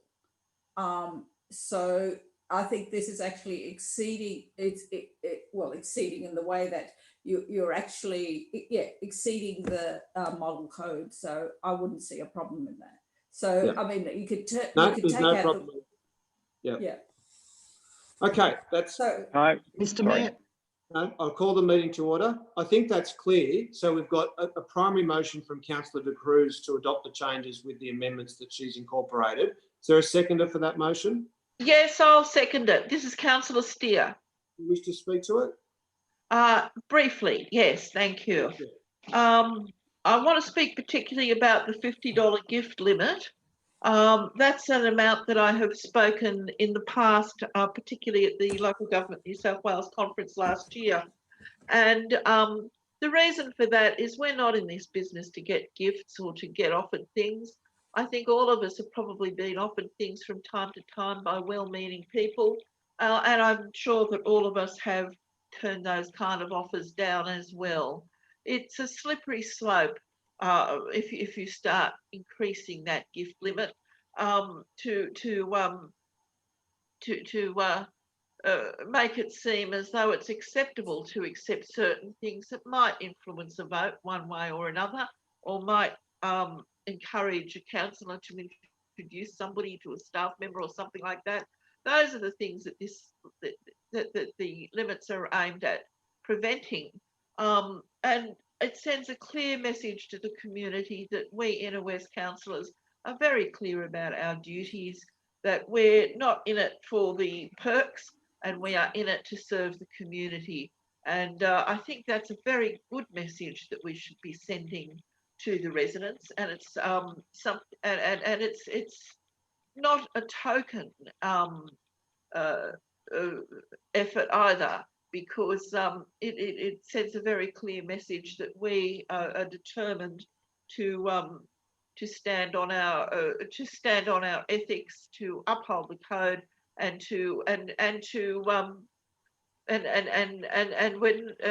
benefit our community in the best way that we see fit. As for meals and refreshments, I think very few of us get to taken out to lunch or anything like that. It really would only refer to meals and conferences and things, so it's really a very token. So it's not going to impact on councillors' lives at all.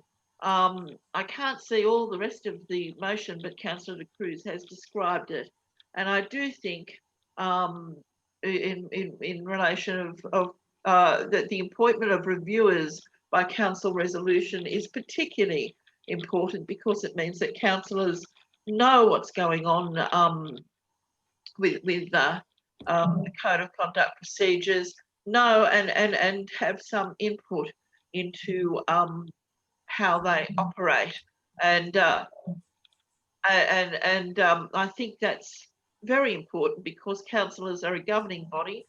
We oversee the strategy and policy of council, and who carries out reviews is an important part of that strategy and policy. The COVID meeting practice requirement, I think, is actually quite self-explanatory and simply common sense. That concludes my comments. Thank you. Thank you, Councillor Steer. Councillors, further discussion? I was Mr. Mayor, yes. Councillor Passos. Well, Mr. Mayor, I won't be voting for this, because I think we really need to have a sit-down, in-depth briefing. The Office of Local Government made mistakes with their last code of meeting practice and code of conduct. As we all know, what happened with the Supreme Court case, a councillor had won. The council had put in place sanctions that were illegal. This is too much for us just to decide tonight. I think I would like legal advice on a few of the things.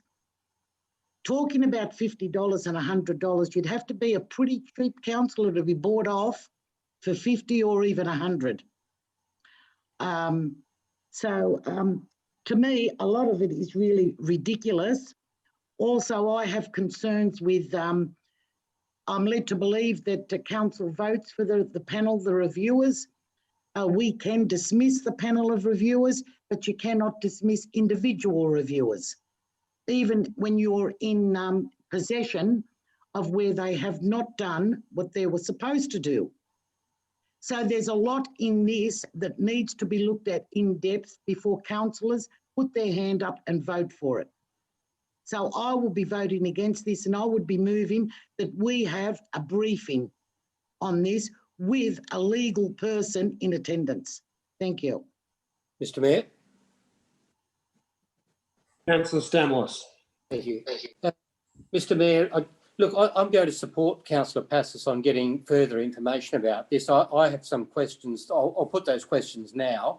The very first one is that while we have these value of gifts, and the second one is the items of value less than $10, ultimately there can be multiples of that. That is that what if I was to receive an $80 bottle of wine twice a week? So how can I pose a question through to the manager of governance? How are multiples dealt with? Do we cover that some way or record that so that councillors aren't getting times a week? I'll put that question to the officers. Through the chair, this is the reason that the $50 gift limit has had some change. So when this new model code of conduct came in at the end of 2018, the state government put in a cumulative cap on gifts. So the cumulative cap meant that in a 12-month period, officials weren't allowed to receive gifts over $50 from the same organisation or person. So where I think some councils have said this has caused some issues is, say someone presents or provides a presentation and we're given some flowers or such. If that happens once, that's probably okay, but if it happens within a 12-month period from the same person, then the official cannot accept them. So my understanding is that the representations made to the Office of Local Government from councils was the difficulty around what was written in, which was a 12-month cap at $50 for token gifts. So to answer Councillor Stamoulis' question, there is that in place and has been in place since the end of 2018, limiting gifts from the same person or organisation over the 12 months. The purpose was to try and eliminate those circumstances and increase the 12-month cumulative limit to $100 from $50. Okay, thank you. The other is the removal on the of the cap on meals and refreshments. That seems very problematic because that's an open end, isn't it? Yeah, that's a question again through to the manager of governance. Thank you. I'll put that question to the officers. Through the chair, the way the code of conduct was written is that token refreshments and meals while undertaking council duties can be accepted, and they were token as such.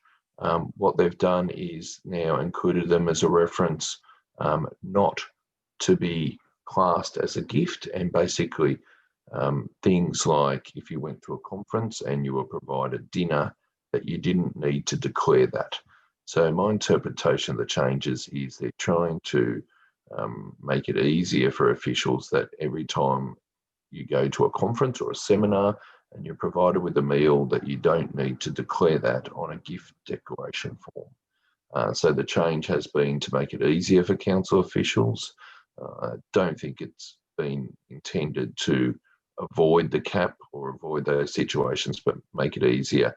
Otherwise, what seemed to be happening is that a lot of councils were receiving lots and lots of gift declaration forms when their councillors attended seminars, conferences and training and were provided a meal.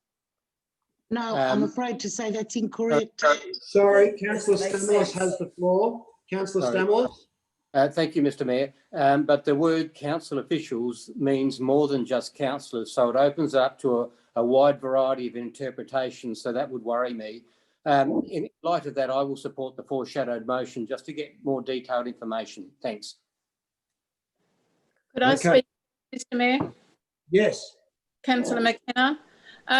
Look, I have a bit of an issue with the token cap of the value of meals and refreshments.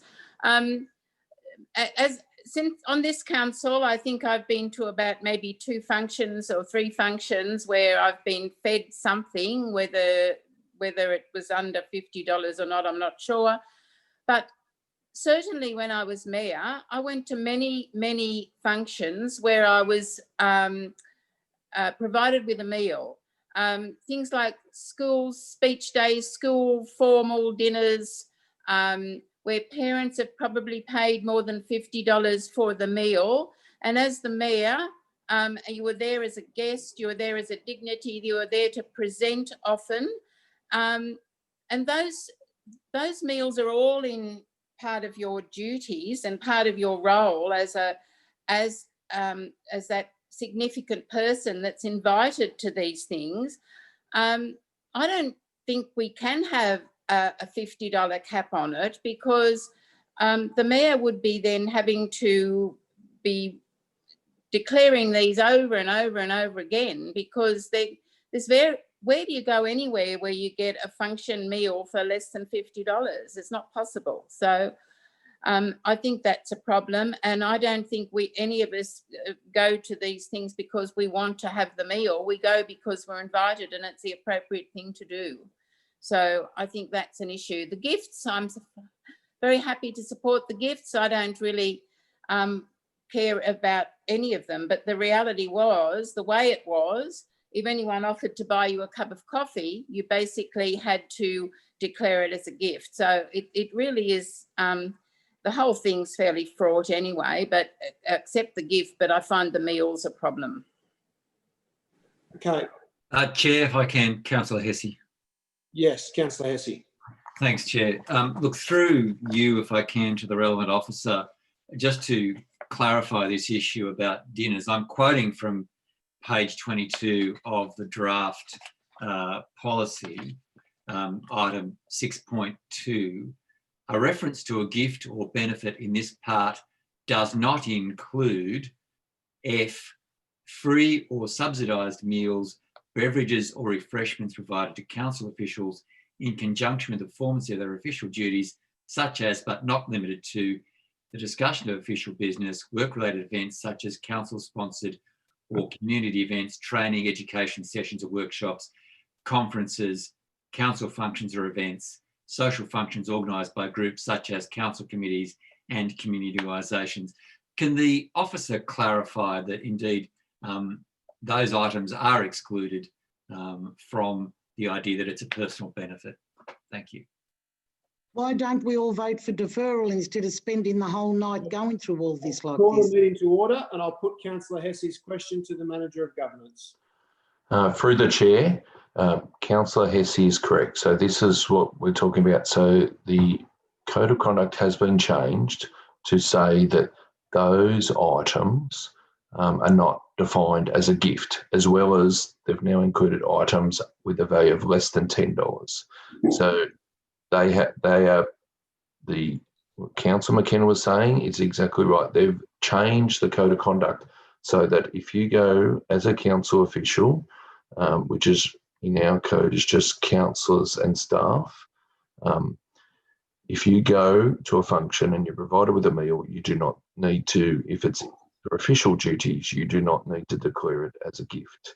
The same goes with items of $10. So in the past, Councillor McKenna talked about, you couldn't allow someone to buy your coffee. The code now allows you to accept that without declaring a cup of coffee, but the proviso is that you are not, as long as you avoid the situation that gives appearance that you have been securing favourable treatment for that offer. So what we have is that the Office of Local Government have changed the Code of Conduct to include those items as not defined as a gift, whereas the motion before us says is to remove 6.2F from the reference of not being a gift and put it back down into token gifts, where you would need to declare those as a token gift. If I can comment, Chair, following my question. Yeah. Yeah, look, I'm not sure. Maybe I'll need a further question to Mr. Naylor about that. I do thank him for his response, because as I see Councillor De Cruz's amendment, it's more it would cover items outside that. And I'll give you an example. I think we'd all be properly concerned if, for example, as I think the archaic investigation into the former Canterbury Council demonstrated, where the senior staff and some councillors were meeting regularly at a restaurant, a very a high-class restaurant in Canterbury, which ICAC was concerned about. Now, we're not talking about those matters here, and I'm just, if Mr. Naylor has a problem with Councillor De Cruz's words there, but I read those words as being related to that kind of thing rather than the items picked up in clause 6.2F. So any comments the officer might have? Oh, I think he's actually already clarified that, but I'll go back to the Manager of Governance again.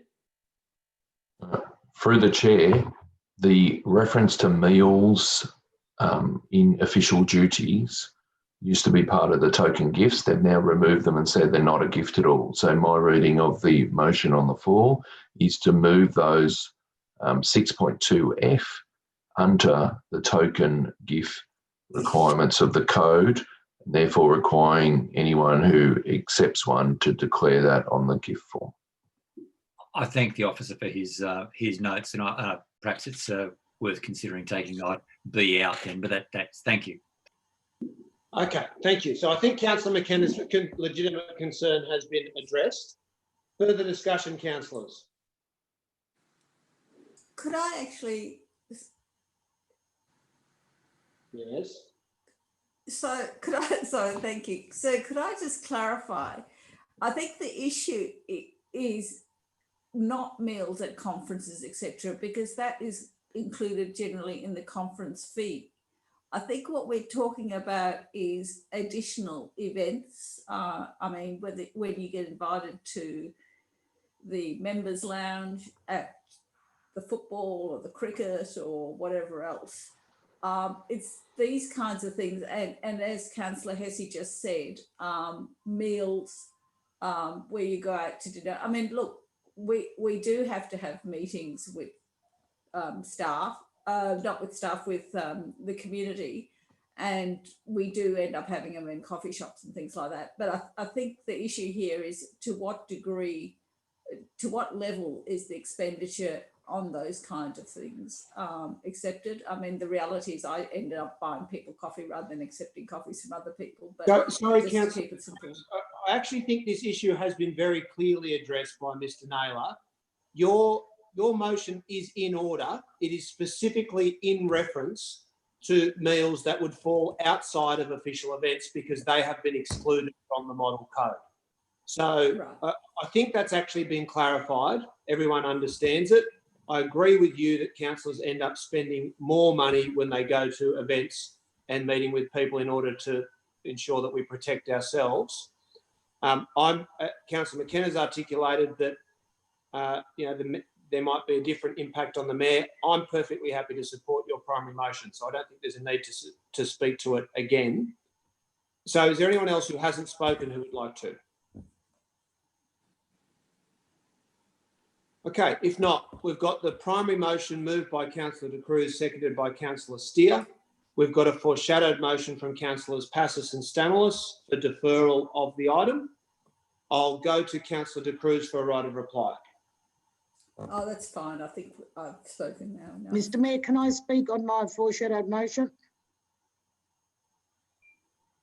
I thought you'd already spoken to the item, Councillor. No, I said I think that's why I put it up. The reason I put it up. But I would like to speak. There is so much involved in this, councillor. Stop and think about this, because I am aware of residents Point of order. that have taken councillors out to Take dinner. a point of order from Councillor Lockie. Look, this is the second time that Councillor Passis has spoken twice on a motion, and I think the last time just about made it in because she was introducing a new amendment, but this is actually speaking exactly as you raised to the same points that she raised before. Right. I think you're right. Thank you for that. So I'll uphold that point of order. Councillor Passis, you've already spoken to the motion. We all understand your foreshadowed motion doesn't require explanation. So I'll put the primary motion. All those in favour of the De Cruz steer motion, please raise your hands and keep them raised. I have councillors Lockie, Hesse,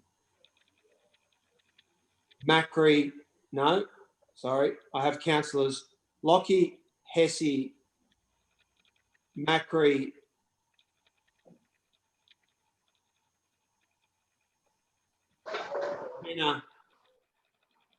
Councillor Stamos, I can't see you. Your screen appears to be blocked or blurred. I'm not sure what the problem is. Can you see me at all, Mr. Mayor? No. Oh. No. Okay. It's like you're in a big fog, John. Okay, I'll try and do something. Yeah. So I'm against this one. I'm voting against. Okay. So this is the people who are for. I have councillors De Cruz, York, Iskander, Kiat. Councillor Steer is in support as she was the seconder, and myself. All those against, please raise your hands. I have councillor. My hand's raised. Yes, councillor Rescind, are you for or against the motion? Against. Against. So against, I have councillors Rescind, Passis, Stamoulis, and I think that's it. That has been carried, which brings us to the next item. Just one moment, councillors, while Could you just clarify how many were for and against, please, Mr. Mayor? It was carried with only yourself and councillor Rescind against. So what about Stamoulis? Yes. Sorry, only yourself. And what about Macri? No, councillor Macri was in support. So there were 3 councillors against. Yourself, Okay. councillor Rescind and councillor Stamoulis. Thank you. Okay. Next item, investment report. Mr. Mayor, I'd like to move that if I could. Yes. You wish to speak to it? If I could just briefly speak to that one. Go for it. This elusive investment average monthly performance, we're yet to sort of get a final statement on what that chart is about. It's the key chart for us. And we're noting that it's sitting about 2.3%, our annualised monthly performance at the moment, 2.3%. I'm sure that most of our community would love to know where to get 2.3% at this very moment. And only a couple of months ago, it was sitting about 3.5%. So I'm hoping that at some stage we could, is there any representative from finance here at the meeting tonight who could take carriage of that for us and give us a little bit of an or seek an explanation from the provider of that, the Prudential Investment Services Corp, to seek some information and explanation about that for us. Thank you. I'll put that question to the officers. Mr. Mayor, through the chair, I'll get that information to everybody. Okay, thank you. Thank you. Thank you for that. Further discussion? Mr. Mayor, who was the officer that just made those comments? I'll just ask the officer to identify themselves. Sorry, it's Daryl.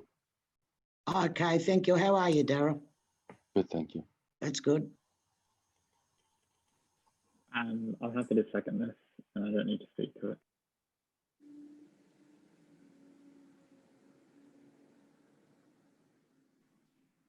Darcy, if you're trying to speak, you're on mute.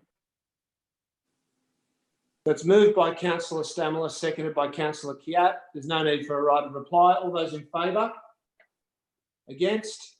Declare that carried unanimously, I presume. Is there anyone who wishes to be recorded against it? That has been carried. Next item, notice of motion to rescind, item 5, local traffic committee, etc., in relation to Gannon Lane. We've heard from the speaker earlier, councillors. The motion, the amended motion, which I've circulated to councillors, which would be considered if the rescission is passed, is in line with what was requested by the resident who spoke earlier tonight for the removal of the signage. So I won't speak to the item at this stage. Now, I'll just clarify with the officers, have you got the amended wording which has been circulated? I'm happy to second it, Councillor Byrne. Yeah, thank you, Councillor Hesse. I'll just clarify with the officers. Have you got not the wording that was tabled originally, but the amended motion which has been provided? Yes, it's on the screen. Okay, thank you very much. May I ask a question on this? Yes, please do. Could you tell me how long, would the officers know how long the existing signage was in? I'll put that question to the. Through you, Mr. Mayor. No, I'm sorry, I don't know the answer to that. We could take it on notice. Could you please, Kathy, and what reason was it put in? I believe it was, sorry, through the chair, I believe it was put in to allow access for our waste vehicles from an operational perspective. So it's been put in for several hours on a Friday morning to allow access for the waste vehicles. What will be, how will that address that? Will the waste vehicles still be going in there? Would they still need that?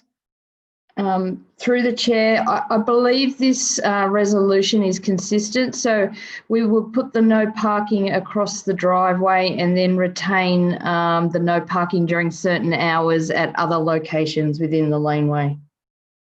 Thank you. Okay, thank you for that. If there's no further discussion, I'll put the motion. All those. Sorry, if I had a question, Councillor Byrne, to the officers, if I can. Yes. Through you, Chair, I had foreshadowed or sent out an amendment, but which potentially suggested a plant blister in that 10-metre zone to stop people parking illegally. But I hadn't understood the issue with the garbage trucks getting in and out. Can I just ask through you, would there be a problem with a plant blister of getting trucks in and out? Would that be just impossible? Through the chair, no, that would be possible because we would make sure it was narrow enough so that the waste vehicles could still get through the laneway. Thanks, Kathy.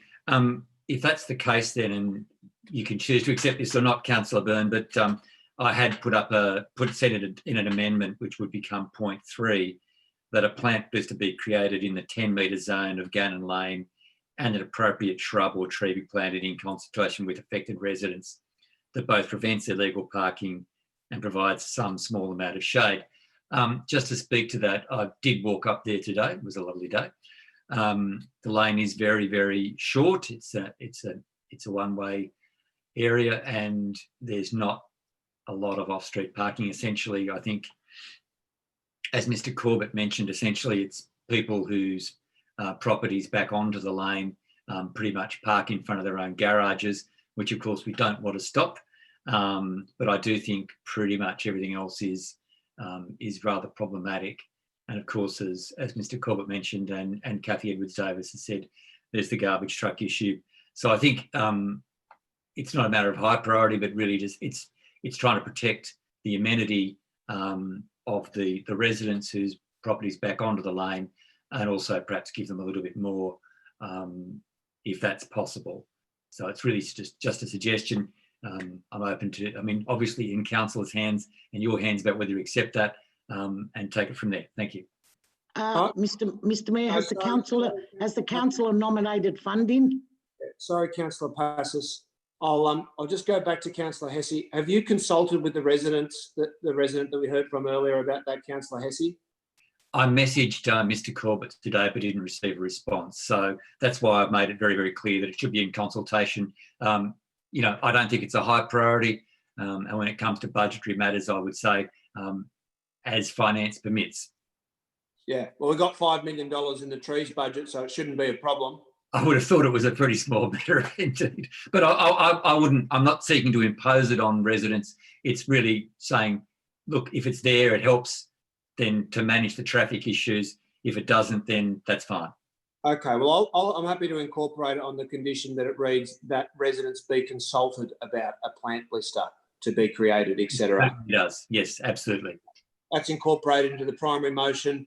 I'll also ask Councillor Hesse that we indicate in a second sentence at that point that the funds be allocated from the tree planting budget. That's fine with me. Yep. Thank you. That becomes that's incorporated into the primary motion. Further discussion? Mr. Mayor, if I can just clarify through you to an officer before I vote on this, would this type, what's been implemented, would that restrict the area even more than what it is? There have to be, I think we need a report. I'll put that question to the officers. Through the chair, no, we would design the garden bed to make sure that access was possible both to the driveway and for the garbage trucks. Thank you for that. There's no further discussion. There's no need for a right of reply. I'll put the motion. All those in favour, please raise your hands. All those against? I presume that's carried unanimously. Is anyone against the motion? No, that's been carried unanimously. Next item, support for elected local government officials in Turkey. Councillor Hesse. Thanks, Chair. Mr. Mayor, I second this. Councillor Hesse has the floor. Councillor Hesse. Councillor Byrne, thank you for, and I recognise, of course, you weren't able to attend the last meeting, so I will be brief. One of the great things about our country is that we do live in a democracy. We can argue about its failings, but our ability to express our views as local councillors is within the bounds of proper legal processes untrammelled. We can express our differences of opinion about traffic, about parking and about planning and a whole range of things, which is as it should be. And I deeply regret the situation is not like that in Turkey at the moment. Mayors are being locked up because they are perceived by the government to be in opposition to the government. That's not the way a democracy works. Having been contacted by a resident about this matter, I've taken it forward. For good or ill, I don't spend a lot of time thinking about Turkey, but I am actually a member of Amnesty International and other organisations who expressed great concern about what's happening in these countries, and it's really a motion of solidarity with our local government colleagues in that country, and I ask councillors for their support in this matter. Thank you. Yeah, Mr. Mayor, I second that. Can I speak? Yes, Mr. Mayor. Now, given the history of Turkey and Greece, you would think I would immediately vote for this, which I probably will. And I have a lot of Turkish friends, and I think Turks in Australia are terrific citizens. I think it is undemocratic, and I know the history of what the Kurds have put up with, the Kurdish people. But what I find very interesting with Councillor Hesse's motion, bringing something in from Turkey, is that I was in council chambers tonight. We really should look at our democracy and how democratic the council is that he represents. I was locked out of the council building. I could not go up to attend this meeting. I was driving all over the place. So, Councillor Hesse and councillors, think if you're going to vote for this and you're very, very democratic, have a look what's going on at your own council, the Inner West Council in New South Wales. Okay, thank you for that. Further discussion, councillors? Yes, briefly, Mayor, this is Councillor Steer. I want to speak in support of this motion. I have been to Turkey. I was there 2 years ago, briefly for a holiday. It's a modern country. It's a secular country. Visitors are made very welcome there. They have been blighted by an undemocratic government, as Councillor Passos has pointed out, and they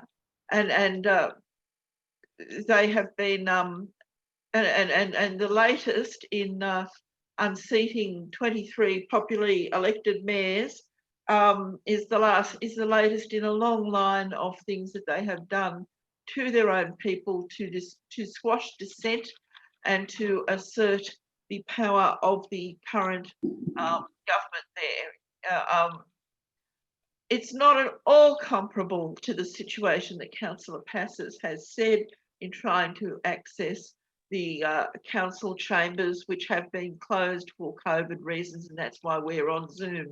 We can still have a meeting.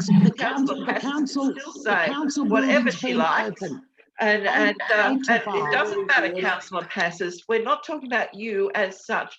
What we're saying is here we are, democratically having a discussion about an important issue to show solidarity with local government members in another country. And it's important because local government is the most democratic form of government in my view. And that is because people are selected from the community and they act for their community at a very local level and make decisions about their communities. And without a strong, well-organised and democratic local government, you will not have a strong, well-organised and democratic country. That's why we're putting a lobby in. That's why we're putting a lobby in. Comes from the grassroots, and the grassroots are in local government. And therefore, I commend this motion to all my fellow councillors, and I hope that all of you vote for it, including Councillor Passes. Thank you. Yeah, sorry, I'm going to call the meeting to order. Councillor Passes, could you please desist from interjecting when other people are speaking? And I will ask the minute take the council officers to turn the microphone off if you won't desist from doing so. It's unnecessary and it's disrespectful. No, if you could please stop doing it. I'm asking. I apologise. I apologise, but I get very emotional when we talk about democracy. We're all passionate. It's not an excuse for breaching the code. Please stop doing it. I'm asking respectfully. Next speaker. Anyone else to speak to this item? Yeah, Mr. Mayor. Yes, Councillor Stamos. Mr. Mayor, look, I'll certainly be supporting this motion, and it's not about the what's big and what's small. Democracy is about democracy, and you behave that way whether they're big or small decisions, and that's the essence of great democracy. And it's not about differences between Australia and differences between Turkey. We want both to be very strong and democratic. Turkey have seen this dreadful situation, as Councillor Hesse has pointed out to us, that we are now going to express our thoughts and our concerns about. And similarly, there's a few councillors around this table who are very well aware that at a whim of a minister, we can lose our local governments in Sydney, in Australia overnight. It can happen, and it did happen. We saw it happen. Very different circumstances here, but sometimes is it about those differences, or is it about the fact that that power exists? That's the concern, whether it exists in Australia or whether it exists in Australia, that at a whim you could lose your local governments. And I remember the night it happened. I'm sure that others around the table this evening remember the night that occurred. That's very much unlimited power and no power for Australian local government. So I'll be supporting this, and I think it's the duty of all councillors, whether they be here or in other nations, to look at improving local democracy, to making sure that their community feel they do have strong and responsive local government, and they are involved in their local government. And we need to work at a very practical level to deliver that, not just say it, but work very hard at a practical level to deliver that to our community, even when it gets tough. Thank you. Thanks, Councillor. Further discussion, councillors? Chair. Macri. Chair, I won't be supporting this motion. Basically, not because I think it's good or bad or indifferent. I took a commitment to the election that I would focus on only local issues to my constituents, and I have to stick to that pledge and that promise. So unfortunately, I won't be able to support it. That's all. Thank you. Okay, thank you for that. Further discussion, councillors? Mr. Mayor, could I just ask, are we going to write to the Turkish government? Put that question to Councillor Hesse. Thanks, Chair. The motion calls for a resolution to be forwarded to the Turkish ambassador and the Consul General and the Foreign Minister. Thank you for that. Thanks. There's no. Mr. Mayor, I wondered if we could be told what he says when he receives our recommendation and our resolution. Absolutely. I'll forward you a copy of whatever. I would love to know what his comments, their comments are. Thank you. Thank you for that. There's no further discussion. I go to Councillor Hesse for his right of reply. I'll waive that in the interest of time. Thanks. Thank you for that. I'll put the Hesse passes motion. All those in favour, please raise your hands and keep them raised. I have Councillors Hesse, McKenna, Passos, De Cruz, Iskander. Councillor Stamoulis, I presume, is in support. Yes. Councillors Lockie, York, Kiat. Councillor Rescind, are you in support? Yes, I am. And Councillor Steer. Yes. You're in support. And myself, that is, and all those against, I believe, is just Councillor Macri. That has been carried. Next item. Councillor Stamoulis, Tree DCP data. Thank you, Mr. Mayor. At the previous council meeting, council kindly provided tree information for us, that is applications and approvals, some good quality data there for 5 months. And then I did a little bit of analysis on that and produced this notice of motion. After I did, council reissued the data, and we can see in red there on the screen that I think we may be able to see it on the screen, or possibly not. Council reissued the data and revised it quite significantly. What essentially happened was that 2020 data was not comparable to 2018 and 2019, and the data was revised significantly. Now, there are some issues with that, of course.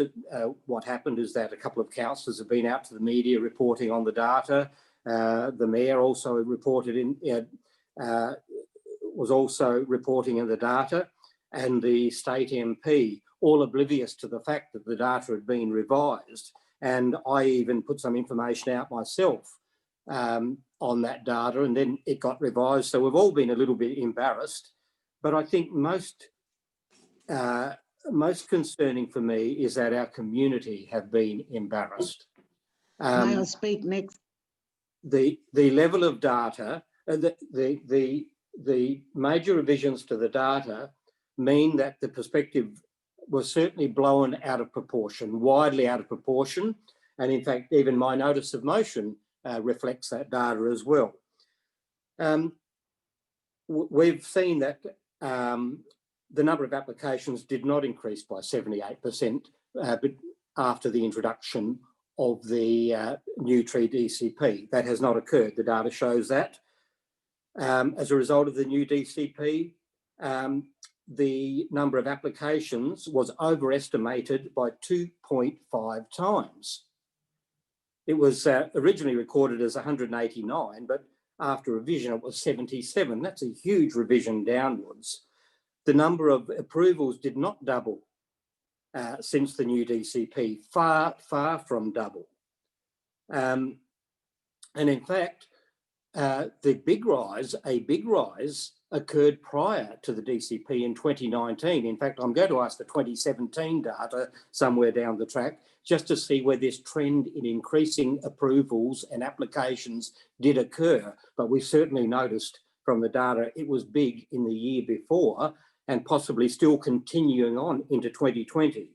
Other things that weren't mentioned in the data was that we did have some storms, which obviously lifted the count a little bit. But we did have an increase. We did have an increase in the data as a result of the DCP, I would expect. But that there was also an increasing trend. What we did see noticeably was that the data has fallen in June this year down to 34, making it equivalent to last year's 34. Now, what I would hope is that that would continue on, but we'll need a few more months' data and we need to monitor this very carefully. Thank you. I second the motion and would like to speak. No, the motion's been changed now. Sorry, Councillor Stamlis, do you want to speak to the amendment that you've moved to your motion? Oh, yes, that is that we need to prepare a media release detailing the new data and correcting some of the issues that are out there in the public at the moment. I second that. Our public has been highly embarrassed and we need to at least correct that. Now, we don't know what the data is going to do in the next few months and of course that, we'll meet that issue when it comes, but at this very moment, I think some of the comments made about our community were based on that old data.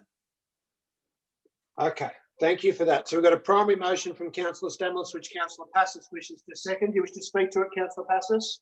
Yes, thank you for the opportunity. I am so embarrassed and I feel so bad for our residents. I think it was a state member for Balmain that has accused our residents of being vandals and a tree massacre. This is unacceptable. The report doesn't tell us how many council trees have been removed, which I have noticed in my travels on council property. Has that been, is that part of this? It is as if our residents are the worst people in the world in the inner west. We are spending millions of dollars on replanting and our residents are willy-nilly destroying trees. And nothing could be further from the truth. We don't know how many of these applications are resubmitted applications from previously that have been denied. So the figures are wrong and we must go out and we must let the people know they're not vandals. They are not there's not a massacre in the inner west. And as far as I'm concerned, it seems to me it is just to, I just really cannot understand how this came about. We've got professionals and professional figures and correct figures should go out. We've just had a motion before about democracy. We must be democratic. We must be open, transparent, whether people accept the outcome or not. They must be facts. You cannot play politics with what we're doing and with something as important as this and what is impacting on people's lives. How can residents have any faith in this council when this type of thing goes on and they have been unfairly treated? You are embarrassing any resident that would want to put an application in when they have a valid concern. You are embarrassing residents and this is wrong. And I am so ashamed of this council that this went on. Chair, point of order if I can. Yes, Councillor Hesse. I'm concerned that Councillor Passos may be offering opinions about council staff which are not appropriate under the... No, I'm offering opinion on the whole issue. I'll just call the meeting to order. Councillor Hesse, thank you for raising the issue. My presumption is that Councillor Passos is referring to the council as a whole when she says you, rather than any individual councillor or individual officer. Is that correct, Councillor Passos? Of course it is. It's council Okay. that... Thank you for clarifying that. I'll ask you to stick to that description so that there's no room for confusion. Thanks for raising it, Councillor Hesse. Councillor Passos has the floor. Mr. Mayor, the recording will say that I said I'm embarrassed that our council has depicted our residents as vandals. And we've got the state member coming out all over the place saying that we are vandals and our residents are all hell-bent on massacring all the trees in the inner west. Nothing could be further from the truth. And this has come about because our council has not done the right thing. It has not explained it properly. And there must be a press release. Point of order, please, if I can. Yes, Councillor Hesse. I'm concerned that indeed Councillor Passos may be crossing that line. While I appreciate your earlier ruling, it's clear that... Mr. Mayor... It seems clear to me that she's not referring to councillors, but the council officers. And I'm concerned that's not appropriate. Mr. Mayor, Excuse me, Councillor Hesse, your radio station helped with this. Sorry, Councillor Your radio Bern, station. I'd ask you to rule on my point of order, please. Yep, I'm trying to. Councillor Passos, I'll call the meeting to order. Councillor Passos's time has almost expired. She has 6 seconds left. I think she's already clarified that. And at one stage, I thought she might have been referring to me as the council spokesperson, but I'm not too taken up by that. I'm okay with the way she's described it. Councillor Passos, your time has expired. So, councillors, can I move on to Councillor Byrne? Yes, Councillor Cap. Thank you. I've circulated to the minute taker and the councillors a foreshadowed motion on this item. Can I ask that it be brought up on the screen? Because I can't remember it exactly. Yes. Before I speak, can I just, I guess, provide, through you, Chair, the opportunity for council officers to respond to some of the, I guess, further analysis bordering on accusations of incompetence made by Councillor Point of order. Point of order. I'll call the meeting to order. I'm sorry, Councillor Cap. No, I'm not able to provide an opportunity for councillor officers to enter the debate. I'm very happy to put any particular question that you have of them to them for comment. Let me rephrase. Councillor Stamlis has raised a number of issues in relation to data released by council officers. If we could just receive a brief verbal report on that issue. Okay, thank you. I'll put that question to the officers. Thanks, councillors. It's Michael Deegan here. Councillors will recall that the original resolution from council was to provide a report within 12 months of the original decision. That is still a process in place. Councillor Stamlis had asked for a report earlier in the piece, and of necessity, it's a report on the rolling applications and approvals that are in place, rather than placing a great deal of emphasis on the debate that councillors are having. That's a matter for them. We stand by our report, but we're happy to abide by any council decision accordingly. Okay, I think that seems pretty clear. Councillors, we're debating an issue that is going to be reported on thoroughly at a 12-month review. So, Councillor Stamlis, for what it's worth, I would suggest rather than arguing about the data that is by definition incomplete, we just wait for the review and we can discuss the issue with proper evidence then. That's my personal view anyway. Could we know when the 12-month review is up? Before you express your personal view, Councillor Byrne, point of order, Councillor Byrne.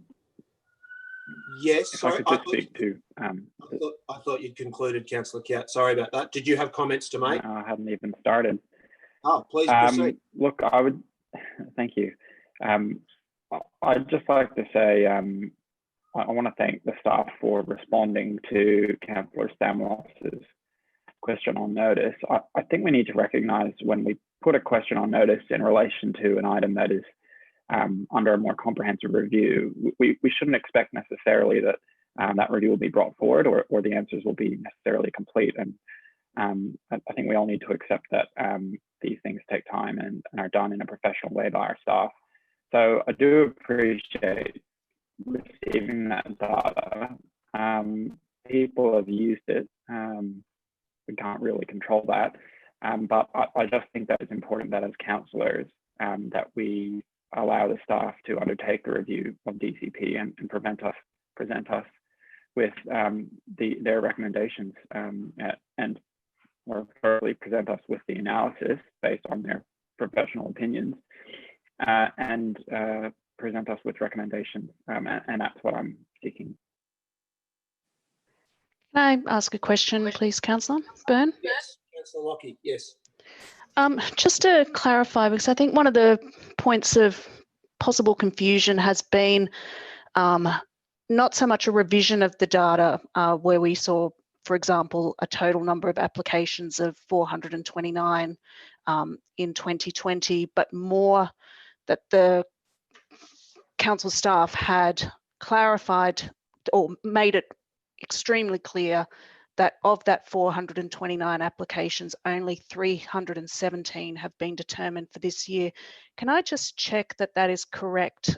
My understanding of that is correct, and it's not actually that the number of applications has been revised down to 317.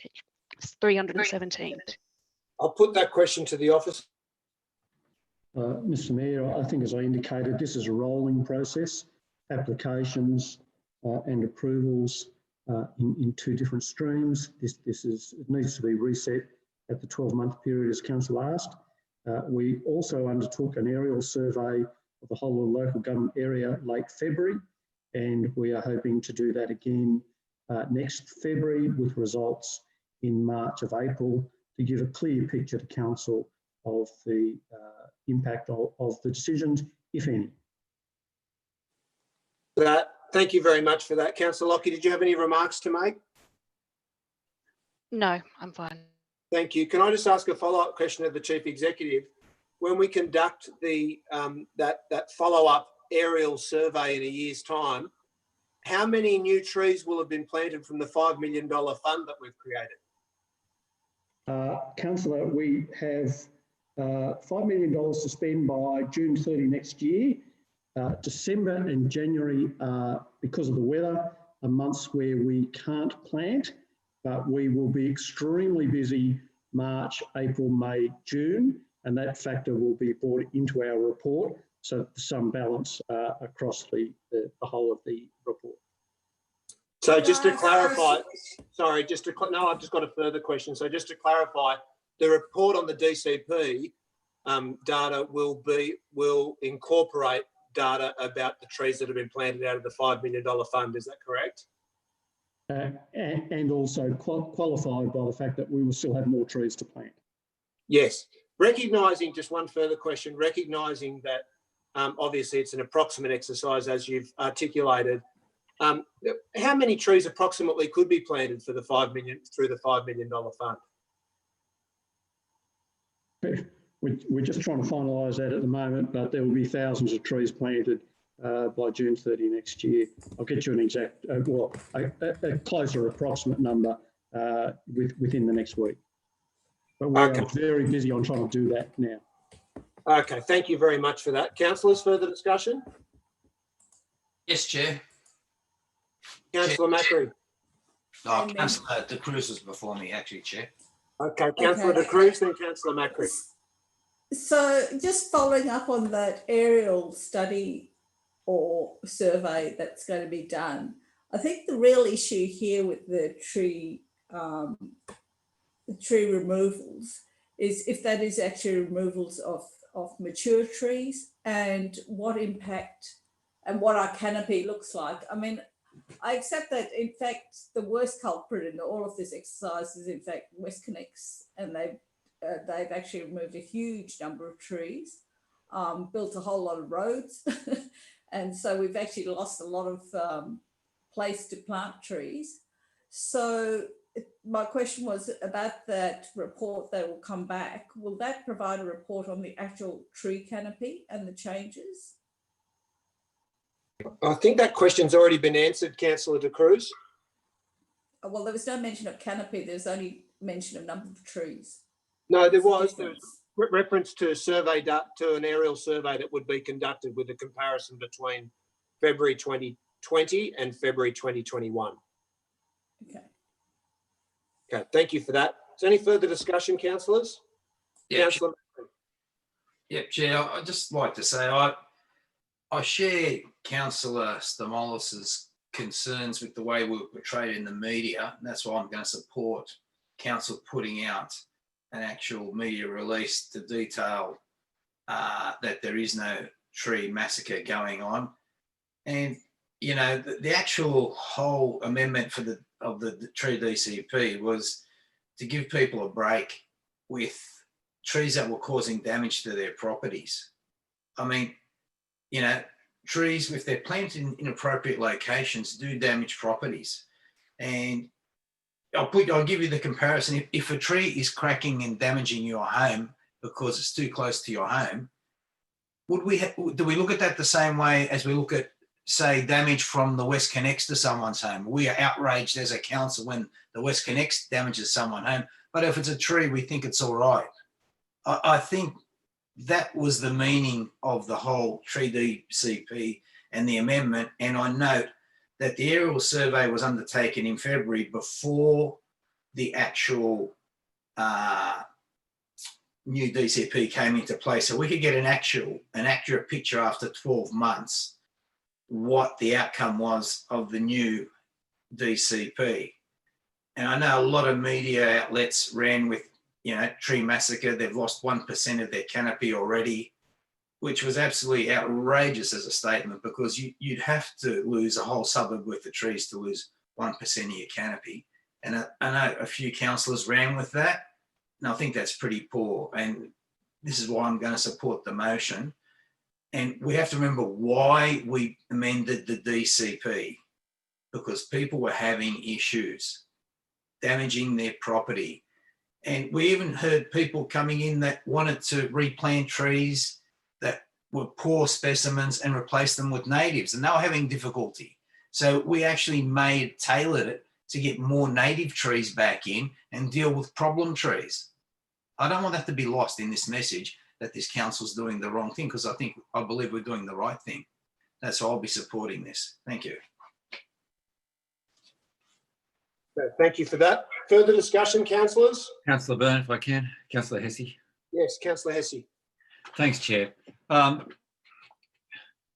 think what we're seeing here tonight is, and this is an intensely political matter, of course, because it's been made political from the moment the original proposition from staff was amended heavily. And there are lots of distractions. Tonight we've heard about what council's planning. Well, that's good. I think you'll find that Greens councillors, for instance, strongly agree with that. But what we're talking about here is, what we should be talking about is how we achieve what the the Greater Sydney Commission argue we need in our suburbs as our suburbs warm, which is a 40% coverage. That includes private land. And how do we encourage that? Now, we've set up processes which we agree with. There's an appeal process, and this very day, with the support of the CEO, I've referred a resident to that appeal process around a refusal of a tree to be removed, because there's a proper process which I support completely and will always support that. There needs to be an appeal process. So we've made the right step there. What we've done, where we've made the wrong step, is to, I think, feed into people's unreasonable fears about trees. We need as a body to be an advocate for trees, to work with the community, and I think that's where we're losing as an elected body, our path here. Okay, fair enough. I expect some councils, of course, to seek to defend their position when the numbers don't come out in the way they would like. That's understandably politically, but I think we have to be real about this. Let's look at the real impact of this policy. I look forward to the full report in the early new year, and I think that will tell us, sadly, a happy story. Thank you. Councillors, is there anyone who would like to move an amendment or propose something new? Because we're well into this debate. I don't believe we're going to have any new information tabled. It is simply a motion about a dispute about data. Chair, I would like to move something different. It's Councillor York. Yes. I think we've heard several times in the debate on different sides, people point to the fact that we originally requested a 12-month review of this data, and it does seem a bit counterproductive to me to be debating this point now when the data isn't fully prepared, which is what Councillor Kiat himself just raised when he moved his foreshadowed motion. So I'd like to move a second foreshadowed, which is simply that we note that a 12-month review has been requested and that will be received by council, and wait for that review for any further action.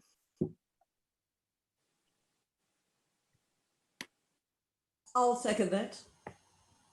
Thank you, Councillor York. So we can't table a second foreshadowed motion unless the primary motion is lost, but I'm sure if you could provide that wording, very simple wording to the minute takers, that we will be able to do so.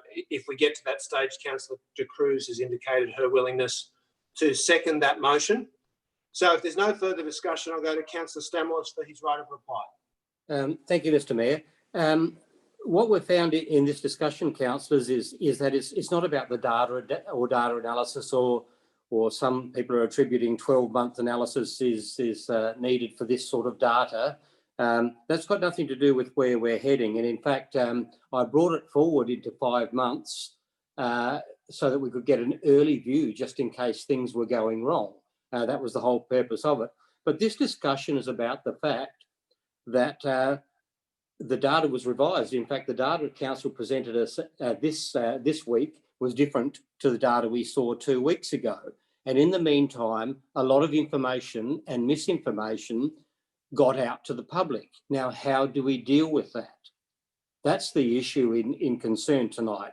My data analysis in this notice of motion has to be incorrect because I based it on the wrong data. The commentary in the media from our councillors and the like has to be incorrect. It was based on the wrong movements in the data, the comparison. So how do we address that? And it reflects very poorly on our community, the results of this. So I'm saying we need to prepare a media release to provide the public with an understanding of the data. And yes, by all means, let's include what Councillor York has said. Let our public know that at the end of 12 months, we'll have a more comprehensive report. But at the moment, there's a lot of misinformation going out there. We need to address that in some way, shape or form and say, yes, there will be more comprehensive data down the track, but things did not increase by 78%. The approvals did not increase, did not double since the new DCP was introduced. This is the information on Facebook. This is the information in the media. How do we address that? And I think point 2 of this notice of motion covers that. And I believe we should try and address that misinformation out there in the public. Thank you. Okay, thank you for that. Now, just before we get to voting on the motions, is there a seconder for the Kiat foreshadowed motion? Councillor Hesse, I presume you're willing to support that? Yes, thanks, Councillor Byrne. Okay, Councillor Hesse will second that motion. So we'll deal with the primary motion from Councillor Stamoulis. If it's defeated, we'll vote on the foreshadowed motion from Councillor Kiat and Councillor Hesse. And if that's defeated, we'll vote on the further foreshadowed motion from Councillor York. So I'll put the Stamoulis passes motion. All those in favour, please raise your hands and keep them raised.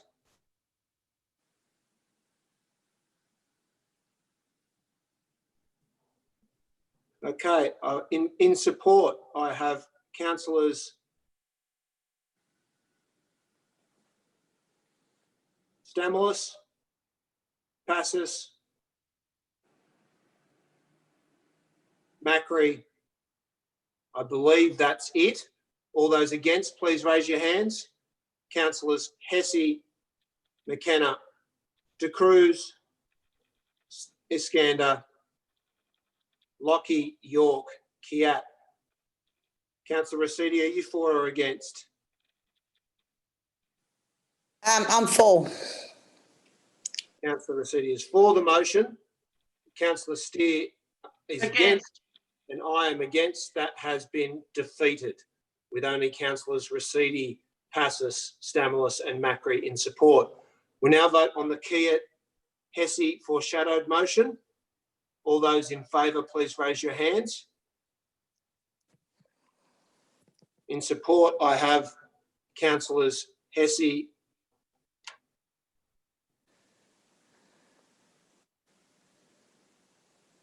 Lockie, Kiat.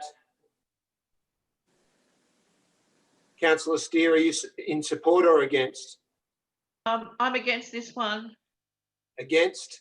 So all those against, please raise your hands. That is councillors Steer, Rescind, York, Stamoulis, Iskander, De Cruz, Macri, Passis, McKenna and myself. That has been defeated.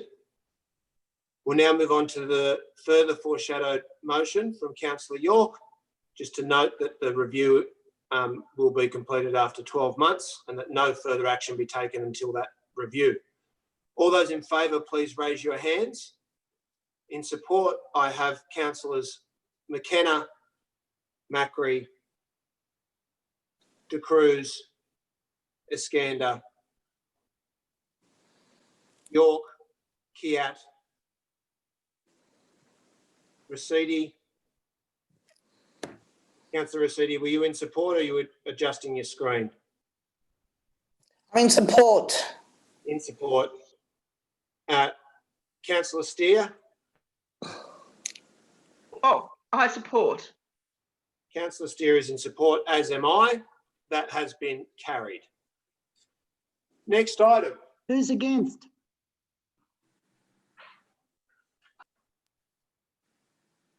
Could we have who is against, please? No, sorry, Councillor Passos, I'm not doing that same dance after every item. It'll be recorded in the minutes. You can amend the minutes if you would like to at the next meeting. How democratic, how democratic. Well, in my view, it's less democratic for you to be constantly interjecting, and it slows the meeting down more. I wasn't interjecting, Mr. Mayor. I wanted to know who's for and against. Yes, I understand that. Okay, next item. Notice of motion, RBA statements. Councillor Stamoulis. Yes, Mr. Mayor, our council expresses concern about many things, and I think this is one that's in particular alarming, and enough so that the Minister for Planning picked up on it, and various other organisations have, where the RBA was suggesting that they had some thought about how much unit prices are higher than they should be. I'm not sure how they did that analysis, and I think most economists around the nation would like to know. They're also talking about raising the heights of buildings 20 stories or more would be a value in keeping prices down, and that doubling the construction of high density units every year would reduce housing costs by 2.5%. I think that's the area of sort of analysis that most of us wouldn't understand as well. I don't think there's an economist or an analyst that I would know of who could reproduce those sorts of figures. So it's sort of rarefied analysis, I would say, is probably the best that I could detail that as. But the issue is the RBA being such an important influential body, making statements like this would alarm communities all over Sydney, in fact, all over Australia. But I think the analysis here was particularly in reference to Sydney. The issues of overdevelopment have been dear to the hearts of residents of the inner city for as long as I've been around the local scene, and that's 25 years or more now. Making statements like these are particularly unsubstantiated. And to get into the media and no doubt incite bodies to want to do this sort of thing is problematic, and it would cause great concerns for communities such as ourselves and in particular other inner city communities. Thank you. Councillor Byrne. Yes, Councillor Kiat. I'm happy to second the motion if Councillor Stamoulis will accept some slight amendment, or rather one substantive amendment and one slight amendment to his wording. I'll actually address the latter first. That's just that that we write to the Minister for Water, Property and Housing, encouraging the New South Wales government to adopt a job-creating stimulus package around investment in public and social housing, and invite partnership with Unit West for investment in our LGA. I read a very interesting article by the head of the New South Wales Council of Social Services on this very issue, and she outlined very clearly that there's a great opportunity for the New South Wales government to invest in public and social housing at a time when residential housing construction is in decline and tens of thousands of people are sleeping rough or living in overcrowded and unsafe conditions. or spending years on social housing waiting lists. It's a very important policy, of course, to end homelessness and to reduce housing costs, but it's also a great opportunity for the government to direct fiscal stimulus to an area of the economy that is suffering. So I hope that's not controversial. The point in relation to Councillor Stamoulis's wording is, I don't think that these are official positions of the RBA. And I don't think that Councillor Stamoulis is suggesting that they are, but just the wording there says Council expresses its concern with recent RBA statements. These statements come from reports written by RBA staff, and that's made clear in the RBA's response to concerns raised in this article. So I think we could amend the wording to say Council expresses its concerns with recent comments included in RBA staff reports, including statements such as, because I don't think we should give the false impression that the RBA itself is focusing on the Inner West and saying this is what must happen. That's not the case. Okay, so Councillor Kiat is proposing to amend the primary motion, as willing to second it if the amendment is incorporated. Are you incorporating that, Councillor Stamoulis? I'm happy to put it to the vote, Mr. Mayor. Okay, so that would be, is there a seconder for the Kiat amendment? No? Is there? Yes, Councillor Hesse, happy to accept. Happy to second. Thank you. Is there a seconder for the Stamoulis motion? There's no seconder, the motion will lapse. I second it for debate. Yeah, Councillor Passos, do you wish to speak to it?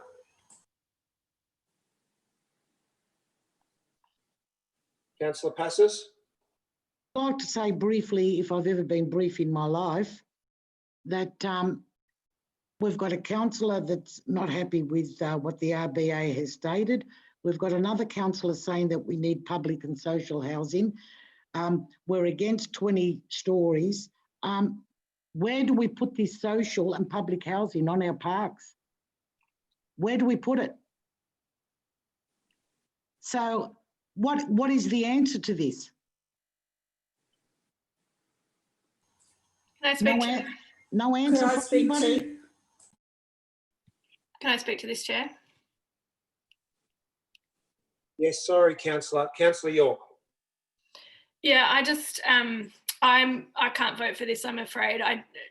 If Councillor Stamoulis wants to put up a motion about specifically action on overdevelopment, that would be one thing, and I would certainly consider that very closely. But I can't support a motion that simply expresses a view with no action on monetary policy and a statement that the RBA made that may or may not actually be the policy of the RBA. We're not sure.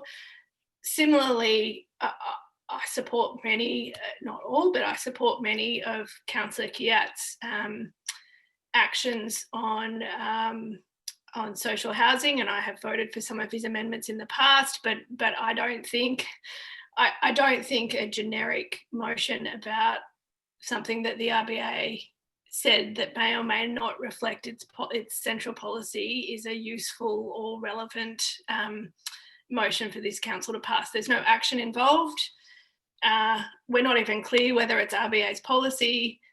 I completely concur that we all share some pretty serious concerns about overdevelopment, and I share some of the concerns that the Minister raised about the lack of amenity to support the development in the area. But I just don't think a generic statement from the council, it's not even clear how we would make this statement, related to national monetary policy is a useful or relevant thing for this body to be doing.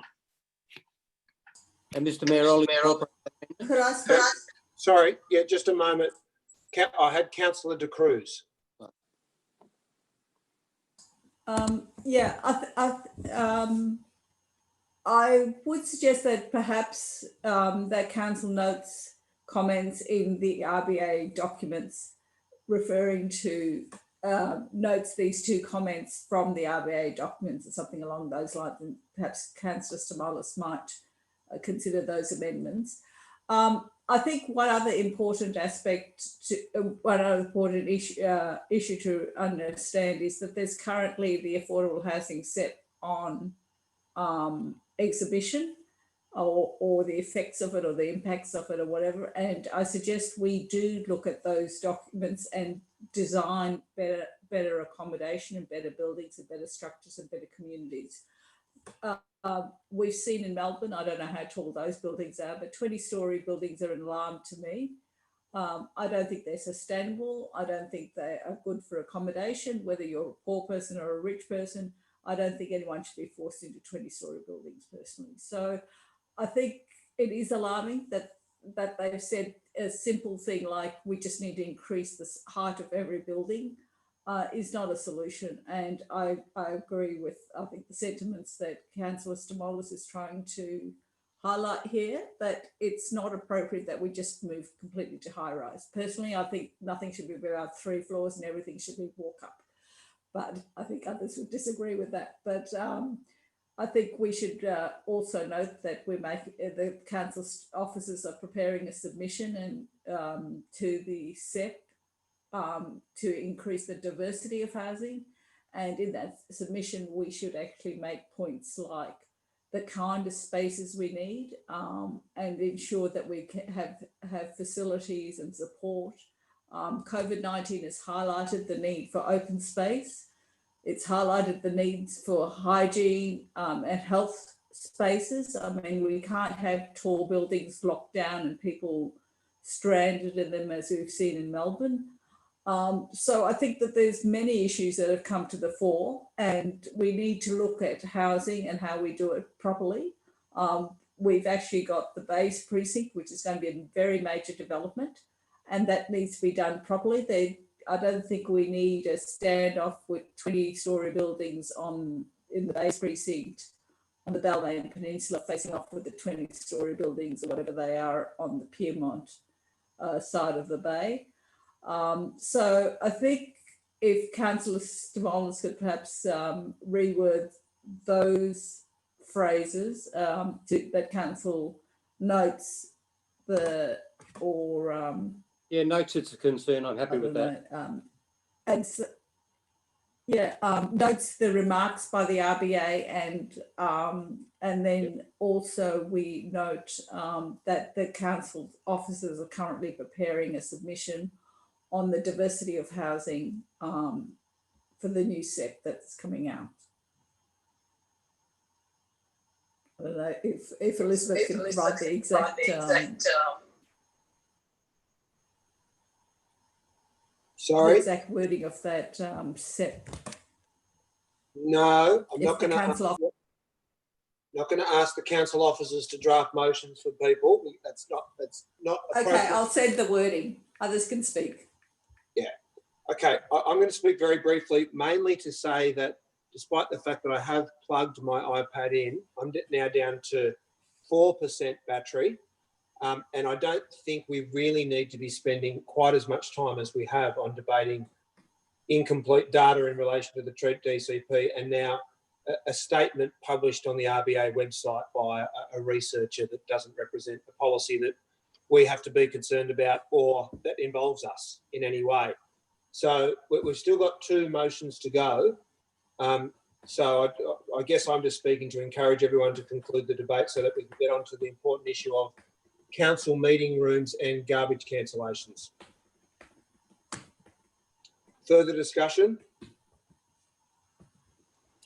There's no further discussion. I'm not really clear at all about where we're up to with the various amendments. I'm accepting the amendment, Mr. Mayor. Right. So the Kiat-Hesse amendment? That's it. Is that right? That's correct, yes. Okay, that's now being accepted. So that's incorporated into the primary motion. And then Councillor De Cruz has moved a further amendment, which I'm not across, but which is going to provide to the minute takers. Which Catherine should have got now. Just okay, we'll just wait for that.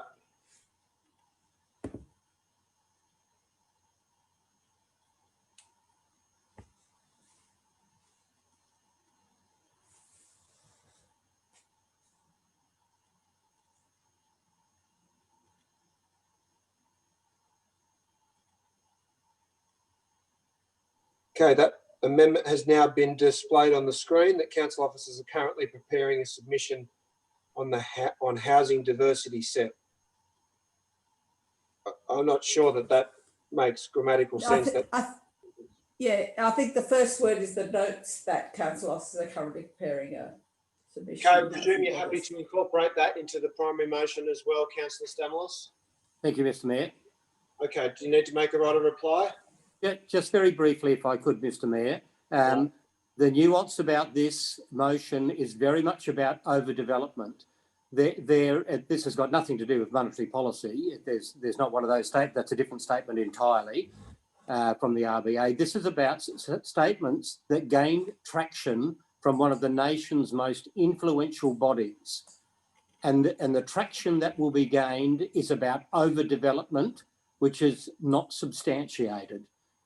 All inner city councils, all councils around Sydney would have to be concerned that such an influential organisation has made these comments, they've got into the media, and they will be influential. And I believe our council needs to stand up for those comments. Thank you. Thank you for that. I'll now put the Stamalos Passus motion. All those in favour, please raise your hands. I have in support Councillors Macri, Hesse, Passus. Councillor McKenna, are you in support? No. Councillor De Cruz. Councillor Iskander is not there at the moment. Councillor Stamalos obviously is in favour.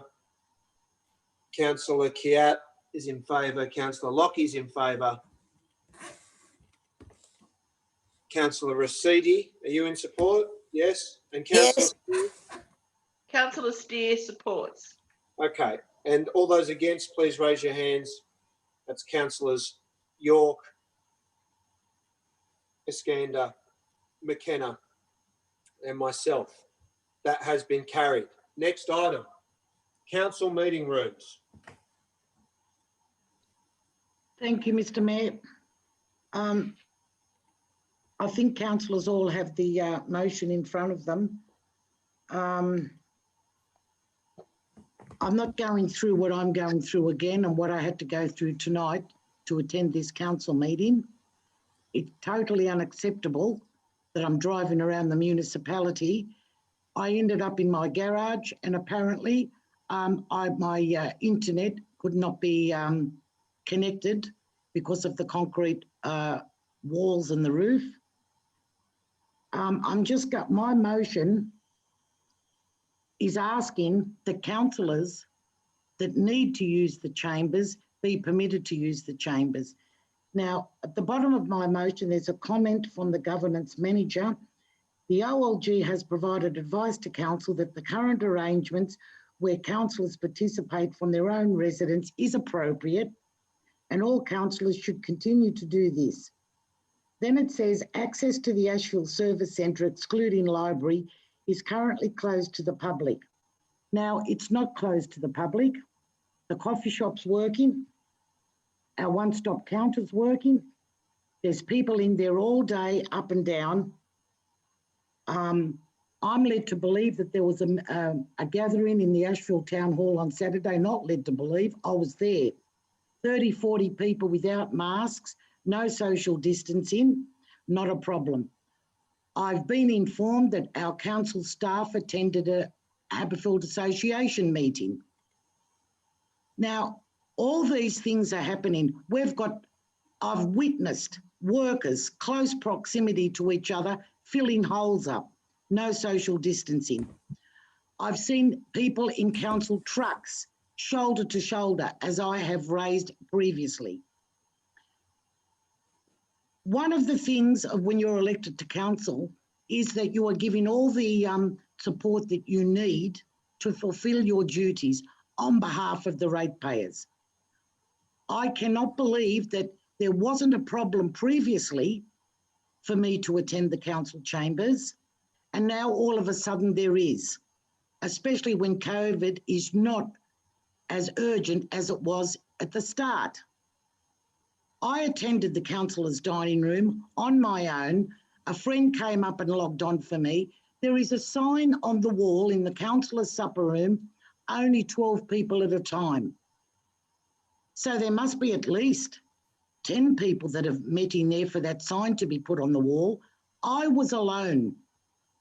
I was locked out of the council chambers, which previously it was okay for me to go up.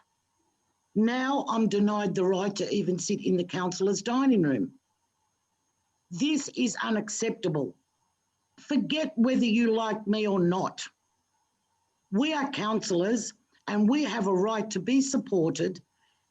Surrounding councils are meeting physically. Councillor Passos, your time has expired. Okay, well, there's the motion I'm putting to you. Councillors who want to continue with Zoom, so be it. Not everybody's circumstances are the same. Why would I be wanting to leave and go out in the cold if it was acceptable and okay for me to attend the meetings from home? No person would want to leave their home and go out in the cold. Okay, thank you for that, Councillor Passos. I'm happy to second. The motion is seconded by Councillor De Cruz. Councillor, do you wish to speak to it?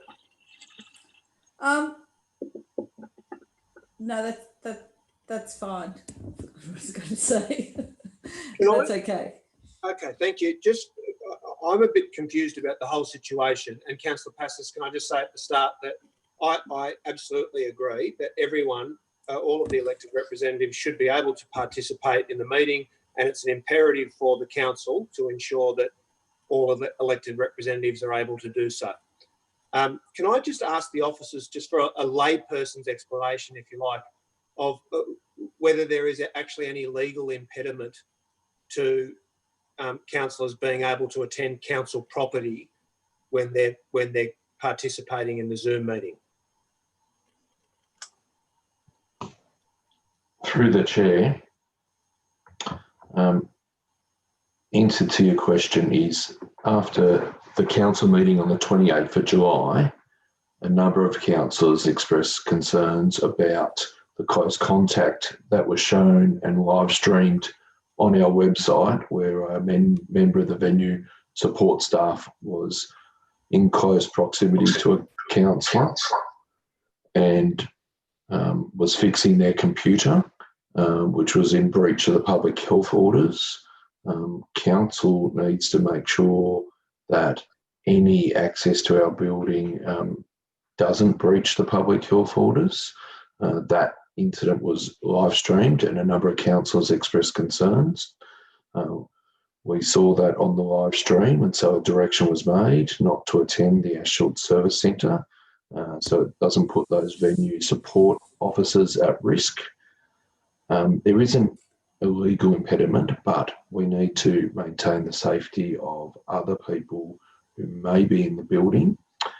Despite a direction, a councillor went to the Ashfield Service Centre for the last council meeting with a third party who shouldn't have had access to the building to assist them in logging on. And that, again, is not complying with safety and social distancing. So there is no legal impediment, but council needs to be confident that the social distancing and the public health orders are maintained. Can I just clarify? Just forgive me, because I'm just not as familiar with it as certainly as you would be, Mr. Naylor. But in relation to the council officer who was assisting to set up, presumably Councillor Passos's computer or whatever, why is that a breach of the public health orders to have a council officer in attendance assisting to set up a computer? Through the chair, there is no breach where there is social distancing of 1.5 metres, but the issue was that it was all seen on the live stream where it wasn't maintaining 1.5 metres social distancing. Oh, okay. All right, well, we'll go back to the councillors. Thank you very much for that. So, Councillor De Cruz. Darcy, can I speak? Yes. Now I remembered what I was going to say. And I might just comment. I think Councillor Passes having to provide her own support staff to assist her to use a computer facility. I mean, I think that's a bit unfair to say that that person would be banned. It would be great if council provided officers to support Councillor Passes and she didn't have to rely on her own resources. What I was actually going to say about this motion is I believe it'd be quite valuable if council actually set up facilities which were available as office space, because I think previously we were talking about our own accommodation. There's actually potential for people in the community to be seeking office spaces to attend Zoom meetings, possibly now and into the future. So I think it's quite a useful exercise in one of the services we could have, because I mean, people use our libraries, but if we had space, we had offices or rooms you could book to attend a meeting, I think that would be extremely valuable. We do have the councillors' room. I think that would be suitable for people to use at present. But also I think it's quite useful to think about how we can provide services to people wanting to attend Zoom meetings, not just councillors. Thank you. Okay, councillors, any further discussion? Mr. Mayor? Yes. Just very brief. Councillor Stanlis, yeah. Thank you. I had a look at 14 councils this afternoon. I logged into their websites. 11 of those 14 offer councillors the choice. That is, those who want to do it by Zoom can do it by Zoom at home, and those who want to do it by Zoom by being in the council chambers can do it that way. They offer that to their councillors as a choice. 11 out of 14 are doing that right now. And I think we're simply saying we have huge capacity. We have big rooms that councillors can be social distance in, great capacity for that. And it's simply a matter of choice. Thank you. Okay, if there's no further discussion, I'll go to Councillor Passes for a right of reply. Well, through you, Mr. Mayor, to the relevant officer and or to the general manager, I would like to know what has changed. It was also a contractor that had a mask on that logged on for me and left. I never ever seen him for the rest of the evening.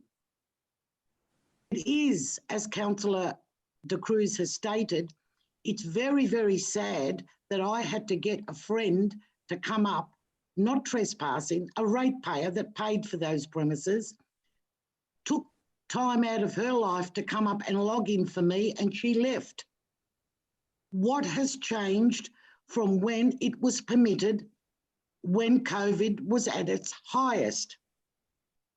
I have had a COVID test. Sorry, Councillor Passes, this will be another item where you don't get to make a second speech. And I think the question that you've asked has been addressed, not satisfactorily for your purposes, but the question has been answered already about why the decision was made.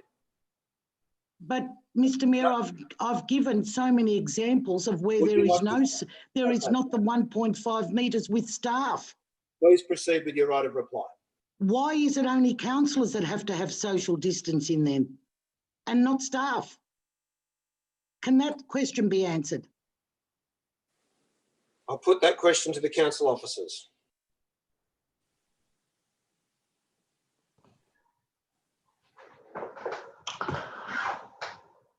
Through the chair, the social distancing applies to anyone. So if Councillor Passes has any evidence of social distancing not occurring, then I encourage her to supply that so we can investigate.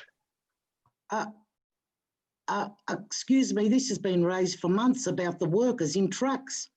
Yeah, sorry, Councillor Passes, I'm going to ask you to either complete your right of reply. Okay, Mr. Mayor, okay, with that comment that's just been made, am I to go around with a camera now and take photos all day on council staff and depot staff? Is that what I'm told to do?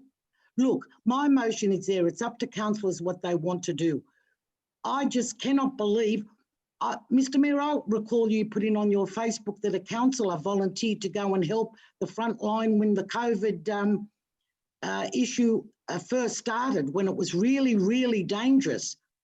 But then again, councillors will not support me on to go to have physical meetings.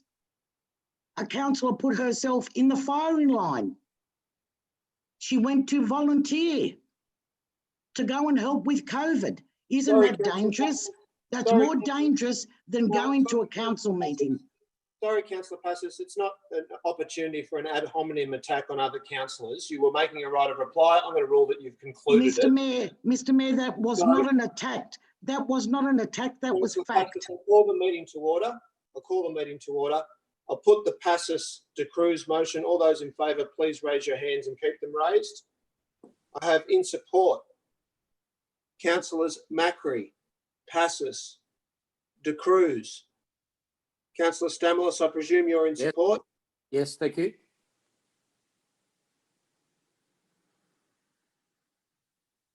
And that is all. Councillor Steer, are you in support? I'm in support. Sorry, Mayor, I'm in support. Councillor Rescind is also in support. Councillor Steer is not. All those against, please raise your hands. I have Councillors Hesse, Lockie, McKenna, Iskander, York, Kiat, and myself. That has been defeated. Next item, garbage cancellations. Councillor Passos. Yes, Mr Mayor, as I said, the motion speaks for itself. I've had numerous telephone calls where residents have contacted council to book a special rubbish pickup, and they've been told that we no longer do that. And when I followed up questions to the officer, it was that council has decided to, residents are told just to put the rubbish out and we will be driving around 24/7 and just pick it up. Now, I've done nothing but the last couple of weeks is report dump rubbish. The streets look terrible. And the mattresses are on there for weeks and weeks. I've been contacted by residents that mattresses have been there for over 3 weeks, not being picked up. And I would like the booked service, especially in Ashfield, reinstated immediately. And could I have an explanation on why it was cancelled and who made the decision to cancel it? Because I don't recall council discussing this. This is a policy that councillors have put in place, and I want to know why it was cancelled. And if I'm wrong and it has been raised and we voted to cancel this service, would somebody please let me know? Okay, well, I'll put that question to the council officers. Thank you, Mr Mayor. Mattresses in the Ashfield area are collected every Monday. I think we've put in a note today that we did have a complaint about a mattress on the street on Friday in Cecil Street, Ashfield. That was to be collected the following Monday. So there is no delays in collecting mattresses across the local government area and indeed within the Ashfield area. The booked garbage service in the old Ashfield area have been reinstated. There were some COVID issues to do with our contractor, which have been resolved. So I think the motion from the councillor has been resolved effectively. Mr Mayor, if I may follow up, well, I will, if there's been no problems with the mattresses being pulled up, I will send the emails that I have received on. I'll get somebody to help me send them on. Sorry, Councillor Passos, you've spoken to the motion and you're seeking to pose a question, which is fine, through the chair, but this is not an opportunity for the customer service system to be articulated through the council meeting. So is there a policy question you'd like to ask? No, Mr Mayor, I was just given an explanation that wasn't correct. There's a mattress in Chandos Street that's been there for 3 weeks. Sorry, Councillor Passos, I'm not going to allow questions through the chair to descend into specific issues about customer service. We can't conduct meetings. No, I am not. This is not about customer service, Mr Point of Mayor. order, Chair. I'm concerned that the councillor is speaking out of turn. Excuse me, I had the floor. I posed a question. I'm I thought following that- up on the answer.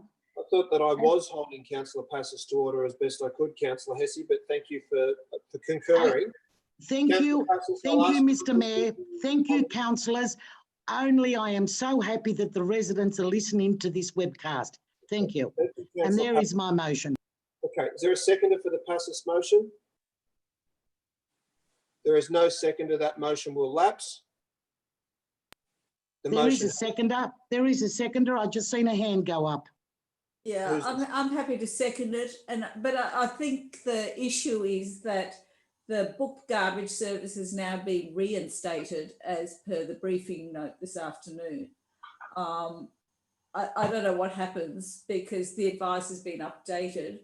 So should we perhaps Councillor Passos would like to amend note that council notes that the booked garbage service in the former Ashfield area has now been reinstated and receive a full report on and leave the next two and note the advice on the mattress collection. So I mean, I think basically on the CEO's advice, this has been actioned, so the requests become noted. Councillor De Cruz is coaching Councillor Passos in how to claim the win. What do you think, Councillor Passos? Do you accept the De Cruz amendment? We can't hear you. No, you're on mute, Councillor Passos. I can't hear you. While she's figuring that out, can I ask a question? Of course. Look, isn't the whole motion now a note that this has all been done? Because the full report that is referred to in item 2, we got that today. It covers all of those points. And I'm happy for that question to go to the relevant officer or a councillor. I don't care.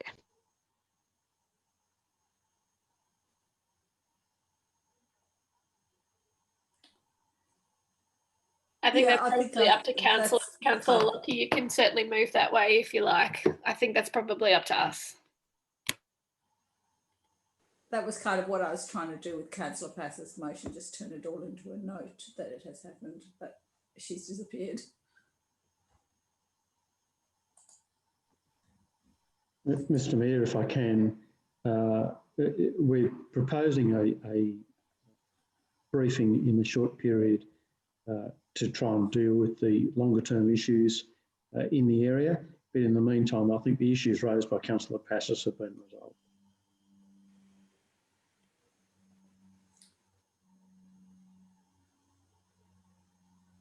Well, in that case, Councillor De Cruz, I'll put it to you since you seconded it and we're all still here because of that. Okay, Are you... so we amend the motion to note all 3 points have now been implemented and that the further briefing is coming to councillors.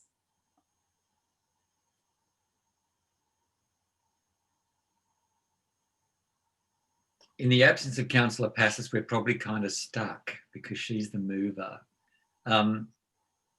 I don't want to propose we defer it. Can we just, I don't know, hold it up, ignore it, go home? Well, she seems to be on the screen trying to come through with assistance from. I appreciate that, but yeah, we've all acknowledged the problem has been resolved. I'm not sure why we're all wasting our time talking about it at 6 minutes to 10. Okay, with that, councillors, I'm going to declare the meeting closed. Have a good night. Thank you, Darcy. Good decision. Good night. Thank you, everyone. Good night.